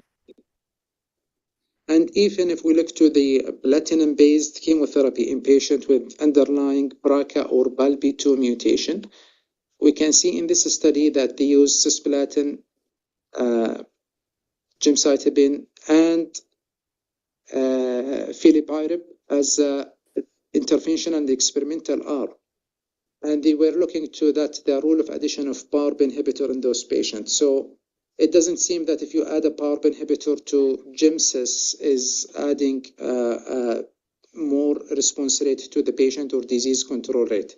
However, the important part of this, which in my perspective, that you are able to achieve about 65% response rate with only cisplatin and gemcitabine, which is less toxic compared to the fulveronix. With BRCA mutation associated pancreatic cancer, I think platinum-based plus gemcitabine is the way to go for those patients, because we have data that we are able to achieve good response rate and disease control rate. And we know that the disease control or the response rate in patients with pancreatic cancer is important because those patients usually quite symptomatic. Those patients who achieve stable disease or partial response, they are eligible for the maintenance olaparib based on the POLO trial. So this is a case, one of our patients. At the time of diagnosis, he was 59 with no family history of cancer, and he was presented with obstructive jaundice due to pancreatic kidney mass, and he has no distant metastasis. The fine needle aspiration confirmed feature consistent with adenocarcinoma, discussing the tumor board, and he was borderline resectable. So the patient was started on FOLFIRINOX, and genetic testing was requested for the patient. And after 4 cycle of treatment, he had a remarkable response to the platinum-based chemotherapy. He underwent Whipple surgery, and pathology showed a complete pathological response, and he received 3 months post-op with chemotherapy, and now he's 5 years post-surgery with no evidence of recurrence, and already his family included in the genetic clinic and in the screening program, including screening for pancreatic cancer in this family. And by this, we reached to our summary. And as you know, despite the decades of research, the prognosis of pancreatic cancer is still poor, around 5 to 10% caused by germline pathogenic mutation. The genetic testing can help in prevention and guiding the therapeutic management. Surveillance remain controversial, and it should be done in high volume center, and it's better to be done within research protocol as well. And by this I conclude, and thank you very much. Thank you, Dr. Mohammed. And now it's my pleasure to introduce again Dr. Fahad Al-Mikbil, a GI and GU consultant at King Faisal Specialist Hospital and Research Center. He will be talking to us about immunotherapy in biliary tract cancers. Thank you, Dr. Shamari, and thank you, Dr. Ashwag, and all the organizing member for this annual great event that we learn and we share our information and our experience. So my task in the next 20 minutes is to talk about biliary cancer, advanced biliary cancer, immunotherapy-based biliary cancer. So those are my disclosure. And objective is very simple, 2 simple objectives. What's the first line therapy that's available for advanced biliary cancer? And I will end with the approach of a biliary cancer management. However, in the first line, our first objective, we'll talk about 4 different things. The 2 landmark studies that we all know, we are familiar for the last 2-3 years, and there is impact on the mutation because the biliary cancer is very rich in genetic, and I believe Dr. Agani discussed about that rule. Impact of the anatomic location, as well as the role of maintenance chemotherapy in the era of IO-based chemotherapy. So those are my disclosure. Most of the time I will spend it in the first item, the 4 talk, or the 4 point, I mean. So let's talk about the 2 landmark study we have. The first line, in the first line advanced biliary cancer, we have 2 BAS since the last 3-4 years.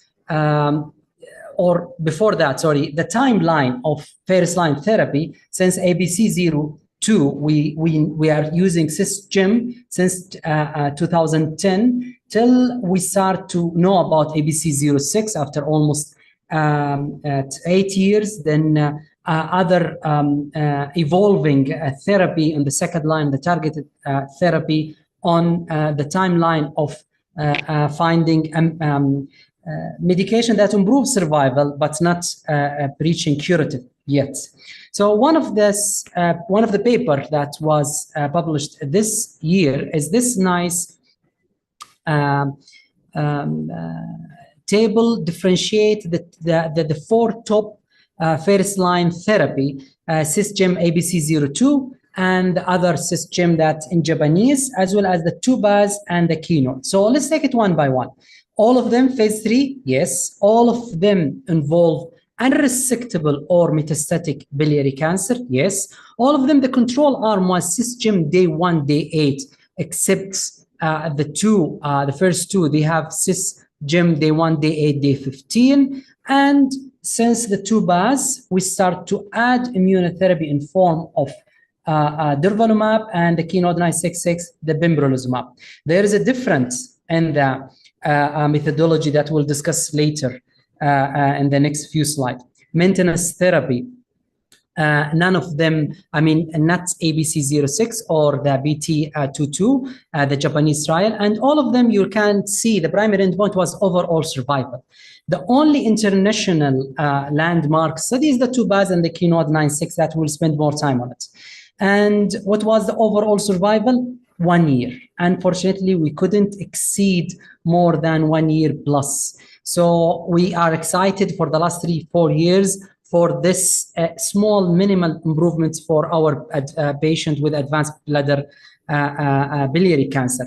So what about the BFS? Also around 6 to 5 months. Objective response rate was in favoring of, I'm not sure why we have this black table on that side. So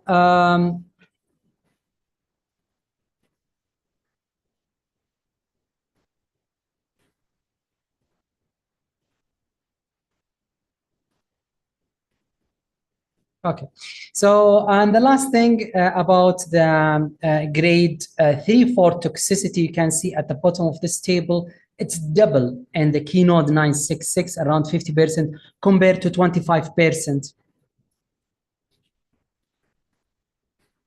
I'm not, because they cannot see the. Yeah, okay. So compared to 25% on the grade 3, still they cannot. For the tubas, but I will come to that in detail in the next few slides. So let's talk about this landmark study that was published in 2022 in the New England.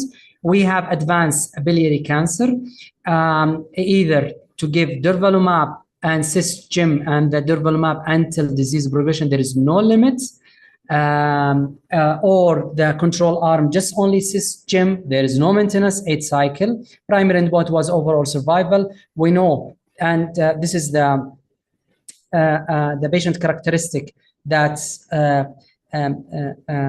similar in both arms, but just look at the missing in the MSI status, which is surprising. Around 50% we don't know about the MSI status, although we know that the MSI most likely is negative or stable, and just only around 5% they will be positive in this setting. And the other point that I would like also to focus on it is that 50% they have T-tip or BDL expression more than 50% on the tubas arm. So the results, you can see the Kaplan-Meier in the top is the overall survival benefit 20%. Compared to the BFS, again, benefit around 25%. So we are talking about 12 months here, 7 months in the BFS. So it's a positive trial that we all know for the last 2-3 years. Is there is a difference in the subgroup analysis? Overall, no, and we will come to that later on. What about those patients with the PDL expression high? Does it make big difference between high and low? And in both overall survival or BFS. So the grade 3 and 4 toxicity, 75% of them in both arms, they have grade 3-4 toxicity. However, in reality, we use this without that significant toxicity requiring admission, but yes, requiring supportive medication and requiring sometimes delay in the therapy with mainly hematological toxicity. So this is the grade 3-4 toxicity. And this is the update, the tubas update that was last year after 3 years overall survival. You can see double in the those patients who survive 3 years, 6 or 7% compared to 14. So we are talking about double if they receive. if they receive durvalumab maintenance in the 2-bars. Is there a difference between the patient who come to me as a de novo or a recurrent? Yes. However, this is it's not powered statistically. For those patients with recurrent, the benefit was more. You can see the hazard ratio is 0.56 compared to those patients with initially de novo metastatic with a hazard ratio 0.84. And again, what about the viral? Is there is viral hepatitis or no? There is clearly that those patients without viral, they slightly respond more, but again, this is not power statistically significant in this regard. So what about the second landmark study, 2-bars 966 that come in ASCO 2023? It's similar to some extent. They have a chemotherapy the same, but with maintenance gemcitabine with no limit, and pembrolizumab up to 35 cycles, which is up to 2 years, and the same dose for sure. And you can see the positive, or the similar positive hazard ratio around 20%. What about the BFS? Again, the same 20% with around the same duration. The toxicity that was seen is hematological toxicity. If you look to grade 3, 30%, grade 4, 17%. So again, as I said initially, it's around 50% in both experimental arm and the control arm they have. And that was because assuming the maintenance gemcitabine. So the second item in the first objective is there is impact in the mutation. We know around 40%, and Dr. Sherm will discuss about this. They will carry a mutation that we can target in the second line and beyond, and maybe soon we'll target it in the first line. So we have this paper in the exploratory analysis from the 2-bars, and that was 3 years ago, an annual of oncology, and you can see all of those IDH, BRCA, BRAF, FGFR, they have the same, to some extent, hazard ratio for the mutant. You can see it in the right side and right column table, but except for ARPP2 or the HER2. The HER2, the confidence interval is very wide, and the hazard ratio is exceeding 1. The confidence interval is wide compared to the other. So you have to keep it in mind that the HER2, they didn't respond well to that. But again, we are talking about a small patient here and there, and you cannot count on it and prevent patient to offer this therapy.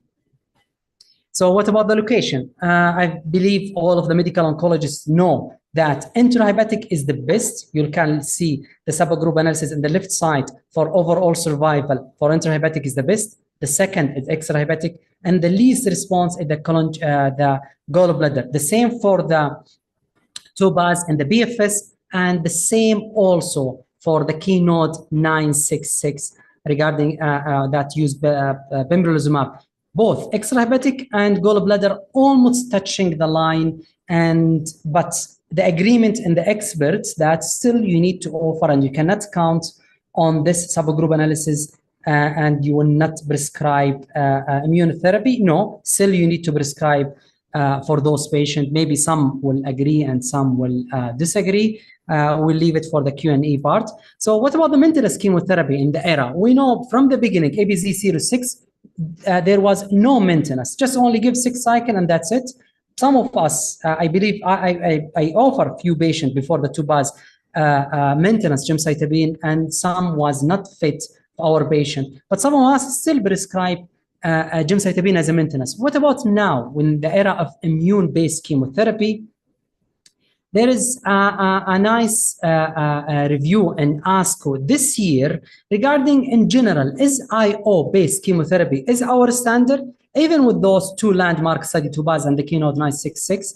And the answer is yes, after with this meta-analysis that they review 5 trial, and the benefit 20% in the overall survival, benefit in 20% in the BFS. So still the immune-based chemotherapy is the standard. No more you can say chemotherapy alone is the best for your patient. But back to my question, maintenance chemotherapy after IO chemotherapy. I mean, in the Keynote 966, they offer the maintenance gemcitabine with pembrolizumab. However, pembrolizumab 2 years, gemcitabine forever. So in this review that was in March this year, the statement from the authors after they review the data, there is a very limited benefits, but keep in mind, BFS, no different. Overall survival, no different. What about the adverse events? Yes, there is a difference. In the Keynote 966, as I said, 50% compared to 20% in TOPAZ, they have grade 3/4 neutropenia. So again, why I want to offer something for my patient with a side effect and there is no BFS or OS benefit.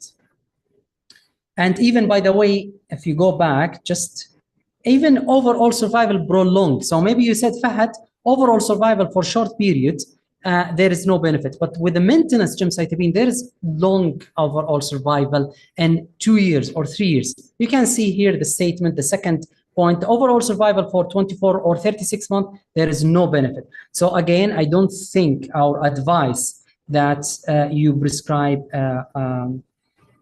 what you called it, gemcitabine maintenance. So what about the last objective is about the approach.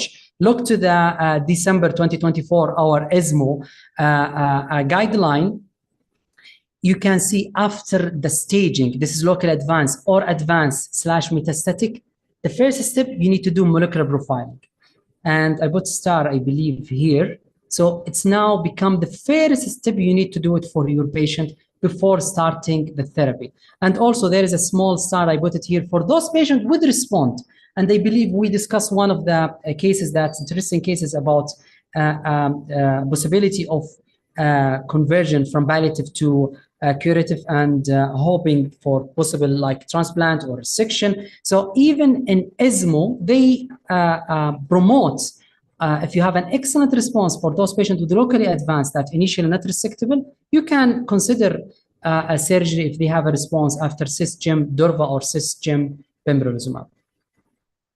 And for the rest of the second line, I believe the expert here, Dr. Sherm, he will enlighten us regarding those molecular profiles. So the take-home message, chemotherapy with IO is the standard, but unfortunately, as I said, it's not the best. Still, again, we want, I'm not talking about cure, but at least give us 2 years, give us 1.5 years response.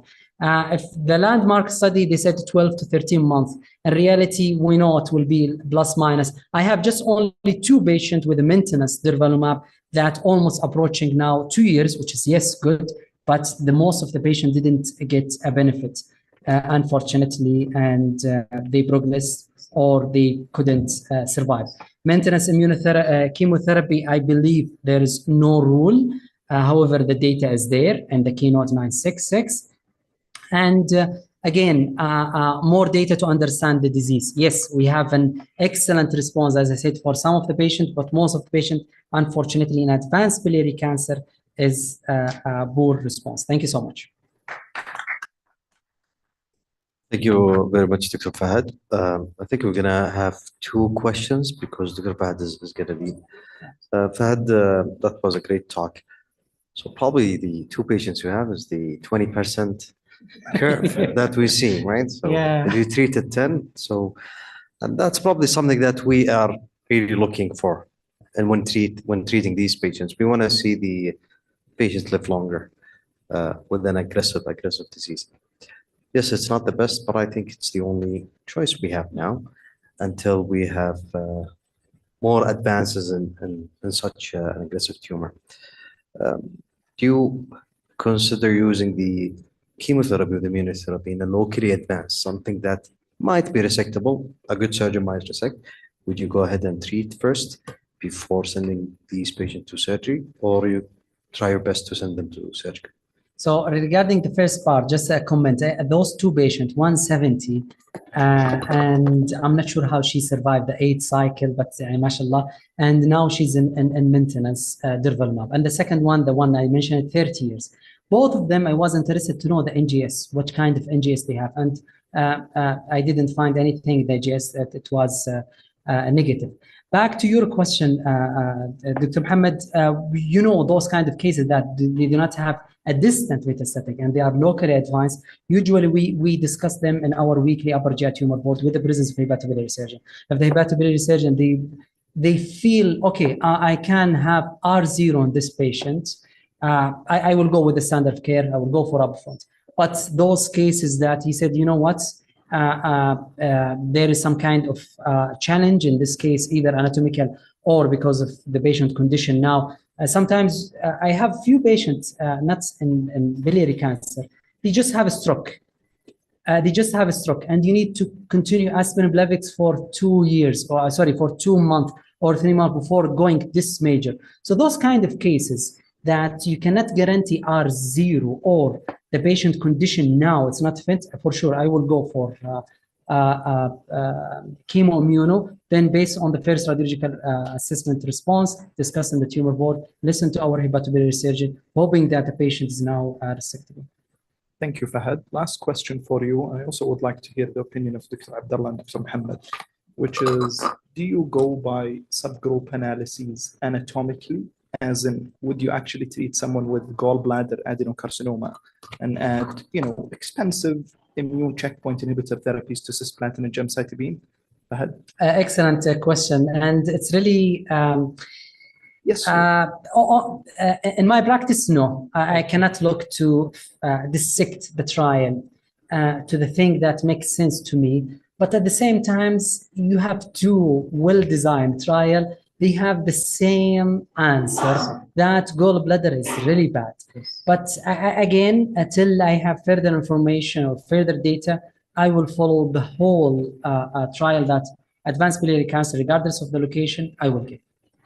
Abdullah? I totally agree. I'm using even for the gallbladder, although I don't believe, but I use it. I have one gallbladder who actually responded really nicely and stayed almost a year على pembrolizumab. I think this is an outlier. Yeah. I will do the same. So I will offer the immunotherapy, even gallbladder. It's a subgroup analysis, right? Even if it was in 2 trials. And by the way, there is a confidence interval, right? So there are some patients who actually gonna respond even with the gallbladder. I asked the same question for Vogel that we all know, the German who went to Canada. I think he part of one of those 2 trials. He said, yes, there is some kind of suspicion that there, but in his practice, he give it for all comers. Yes. Thank you very much, man. Thank you. Thank you so much. So please join me to welcome Dr. Abdullah Shar, who is our senior oncologist and a mentor for so many young oncologists like me. And Kanaan. Okay. So Dr. Abdullah is a medical oncologist from King Fahd Medical City, who's going to give us a talk about the targeted therapy in biliary tract cancer. Thank you so much, Dr. Mohammed. So I totally agree that metastatic biliary cancer is one of the most devastating cancers. And there is no doubt that we are looking for a precision medicine. And a matter of fact, I know some centers, especially in the States, they are starting to put those driven medication in the first line therapy, especially with those who has FGFR. We sent one patient he went by himself, and interestingly, he came with the medication, the first line, Gemcis plus erdafitinib. It was erdafitinib, with the combination, yes, with the chemo. So I do believe it's very important to keep in our mind. It's a very frustrating disease.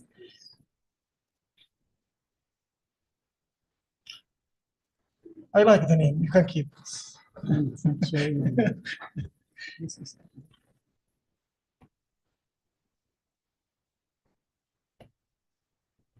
not showing again.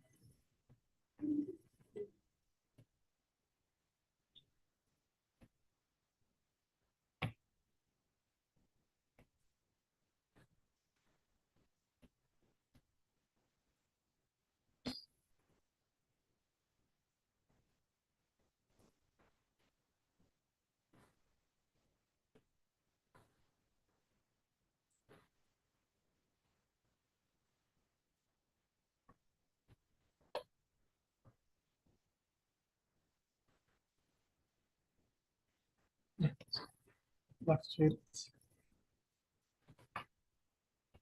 Sorry for this technical issue. Okay. So what we know about biliary cancer is definitely there is a rising in the incidence worldwide, especially the intrahepatic cholangiocarcinoma. What we know, the survival, it's a very worse. You can see over 20 years, there was no improvement in advanced cholangiocarcinoma. And definitely 80% of cholangiocarcinoma biliary tract usually diagnoses at advanced stage. And if you look for the number of the patients, actually 15% of the patient, they will not be fit in the first line to get the first line, and they drop almost to half in the second line and to 17%. So it's very important to keep in your mind what's the best line option. And Dr. Kanaan, he presented his very important abstract about 1/3 of his patients actually they were not fit for systemic therapy in advanced biliary cancers. What's the fact number 5? Actually, we know the biology of the tumor is actually different when we speak about biliary tract. Biliary tract is not one disease. It's an intrahepatic cholangiocarcinoma or an extrahepatic or gallbladder, where they have actually different mutation pattern in each type of the disease. So it's definitely, it is not one disease. It's very important to keep in your mind that most of the time, actually, we diagnose biliary or gallbladder based on cytology. And rarely, actually, we are doing a biopsy. So there's a very important insufficient tumor biology or biopsy for investigations. Dr. Fahad clearly mentioned that the improvement in the survival, you can see the median overall survival with the ABC. This trial was in 2010, so almost we're speaking about 15 years ago, where the Gemcis platinum chemotherapy showed survival benefits compared to the gemcitabine, adding almost a 3-month improvement in survival. And we have 2 important clinical trial, the TOPAZ trial and the KEYNOTE trial. And if you look for the magnitude of the benefit, it's almost 4 to 6 weeks improvement in overall survival. So it's a very important to, there is a small increment in terms of the improvement in overall survival. It's significant. However, the value, it's only 4 to 6 weeks of improvement. And if you look for the subsequent line of therapy based on phase 3 clinical trial, you can see the survival, it's almost 6.2 months compared to 5.3 with the standard of care. So definitely we need to have something in BTC, and definitely personalized medicine to play a major role. And there was a tremendous trial in phase 1, phase 2 clinical trial, looking for different type of the mutations and importance. And if you look for the NCC guideline, they clearly mentioned they recommended molecular testing, NTRK, MSI, TMB, the BRAF V600E, FGFR2, IDH1, and HER2, and RET, and KRAS G12C. And as you can see, mostly in the intrahepatic and extrahepatic, apart from the gallbladder, for FGFR and IDH is not recommended. So let's go and look for the FGFR2. It's very important. And as you can see, there was a 6 important phase 2 clinical trial examining different type of the FGFR inhibitor, starting with the FIGHT trial. It's very important. When they look for bimigatinib, they actually look for a patient who received progressive first-line therapy, and they were randomized to cohort A, those who has FGFR fusion or rearrangement, and those who has another FGFR, and the cohort C when they have no FGFR alterations.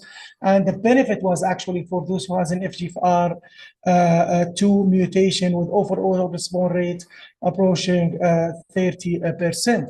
And when we look for the progression-free survival for those category of patients, we reached to 17 months. Remember, the first line of therapy, it's only 12 to 13 months. Now, in subsequent line of therapy, we reached to 17 months for those who has an FGFR with monotherapy. Infigratinib, again, this proof trial, it's phase 2 clinical trial, which showed objective response of almost 23%. Futabatinib, which was actually published in New England Journal of Medicine, it showed clear improvement in overall survival. And now we are reaching about 21 months in second-line therapy. It's huge. And if you look for the median progression-free survival of almost 9 months. And the Dafitinib in the basket trial of Ranger, again, it showed almost 50% response rate in subsequent line of therapy.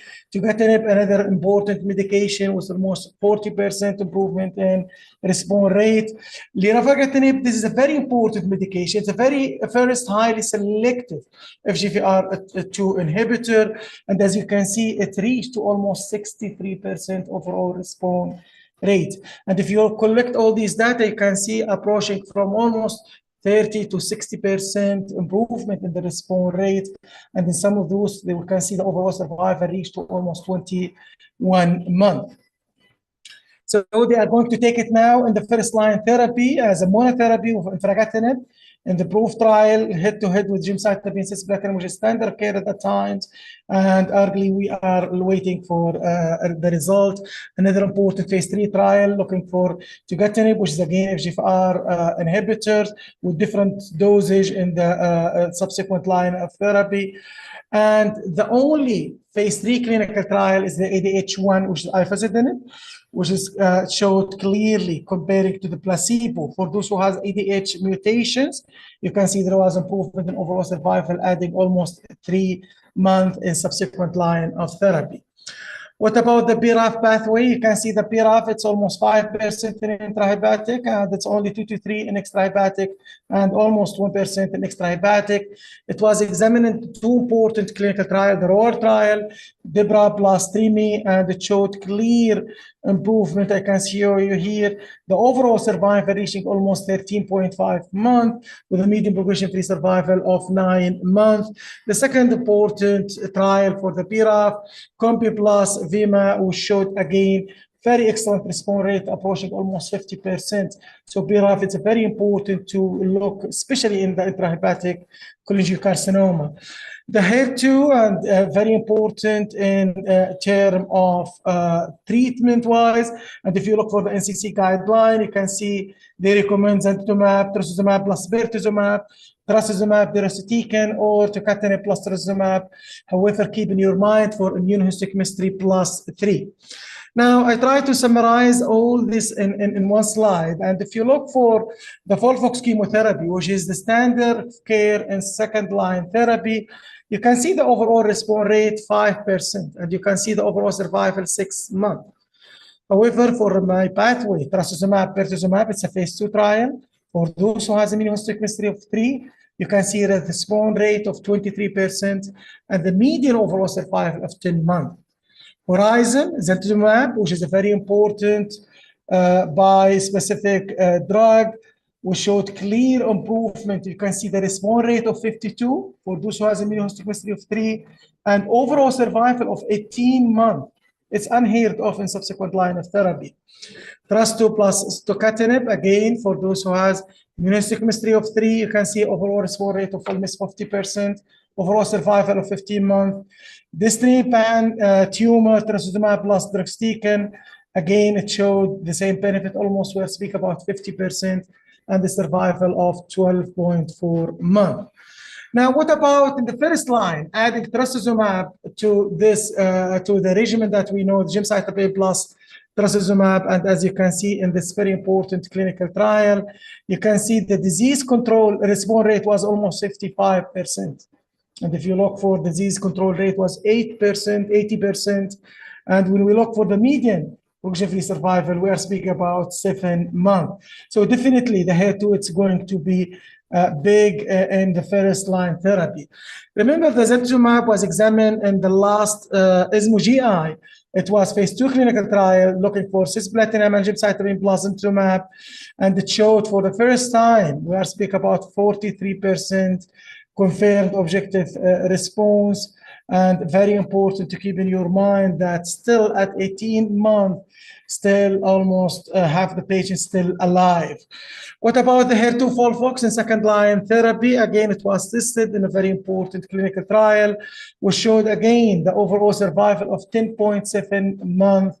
And finally, the KRAS pathway, as clearly mentions, it's approved now in colon cancer, it's approved in pancreatic cancer, and the KRAS pathway, especially G12C aggressive, as you can see for those category of a patient, you can see clearly the response rate reaching almost 35%. percent, and as you can see, almost 17.7 at 1 year. Still, they have progression-free survival benefits. So the home message: significant progression has been made in the recent years for treating biliary cancer. And targeted therapy over new hope. However, keep in your mind, still in subsequent line of therapy, hopefully to be seen in the first line soon. And definitely identifying and targeting specific generic alteration is crucial for personalized medicine. I think with this, I would like to conclude. This is how we are looking as a medical oncologist, looking for finding any gene. And with this, I would like to conclude. Thank you. Thank you very much, Dr. Shab. Abdullah, when do you do the testing? I will do it in the first line setting. First line. Okay. Believe me, I will do it in the first line setting. I do believe cytology or brush biopsy, it is not not any more enough at the meantime. We need to do clear biopsy, cell4 NGS, and believe me, I will start to adapt keeping from the first line therapy. I mean, the benefit is very clear, and all the times. I mean, if you look for the PRA, for example, in colon cancer, we never use it in the first line option. We use it almost in the subsequent line of therapy. They move it to second line. They so start in the second line. They now move it to third line in the first line setting. So I do believe most of the targeted therapy, it showed clear success. If success in third line, it should be success in the first line therapy. This is what I see it across all the cancers. So I do believe we need to be very proactive, especially in those. It's a very deadly disease. I mean, I hardly have patients more than 1 year. I agree with you, Abdullah. I might just disagree with the point. Yeah, with the point that using it without like evidence, strong evidence to use it. The reason for that, if لا قدر الله, the complications happened, it would be a responsibility on you. Because I agree with you. This is probably the future. And it's coming, but again, safety also, and safety is an issue, right? Yeah. So how about liquid biopsy? Would you depend? Let's say, because many times Abdullah failed to do a biopsy, right? Would liquid biopsy is good enough for you? At the meantime, yes. For some, I mean, there is some data that showed clear. I mean, concordance between the two, but it's going to replace maybe later on, but not at the meantime. Definitely not at the meantime. So I'll base on definitely biopsy rather than liquid biopsy. I agree with you, Dr. Abdullah. I think liquid biopsy is not replacing yet. And there are tumors that are shedding, there are tumors that are non-shedding. And specifically, if you have a small hilar tumor, is it enough to actually show some circulating tumor DNA? It is actually challenging. I did our retrospective analysis on 5 different cancer centers from your center as well as your center. I recently presented it in ESMO GI, alhamdulillah, more than 300 cases. Interestingly, Dr. Abdullah and Dr. Muhammad, cases that actually have mutations. It's not just predictive of response, it's actually prognostic. Patients live longer. Yeah. FGFR2 mutated patients, and there were 10 or 12 in our cohort, they lived longer than 1.5 or 2 years. But they actually live longer. So I agree, looking for these mutations is actually very important from the first line setting. And what was not very encouraging to see is that we're not very aggressive in pursuing NGS. I looked specifically at intrahepatic cholangio, and I found that only maybe a quarter to 1/3 of patients were actually doing NGS, and I totally suspect that it's difficulty obtaining tissue diagnosis. Yes, it's access.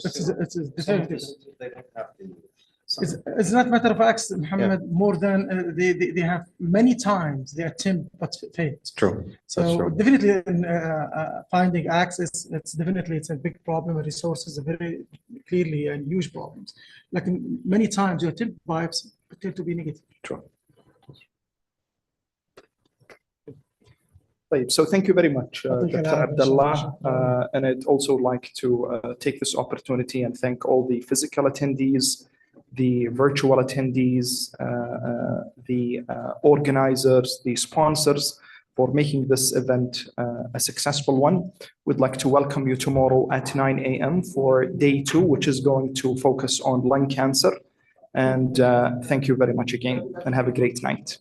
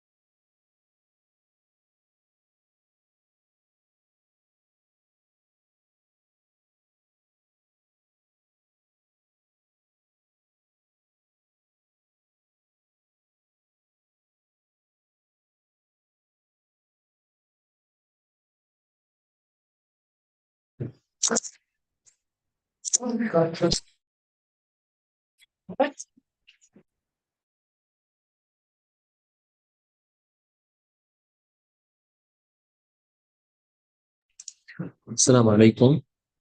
Thank you all for attending. We wish to see you tomorrow, inshallah, in the second day about lung cancer as well. Tomorrow we will start at 9 a.m. and I will be happy to see you there, to see you by then. Assalamu alaikum wa rahmatullah. سعدنا برؤيتكم جميعا. نتمنى حضوركم غدا صباحا 9 صباحا في اليوم الثاني المتعلق بسرطان الرئة. Thank you all. Have a blessed Friday. والسلام عليكم ورحمة الله وبركاته.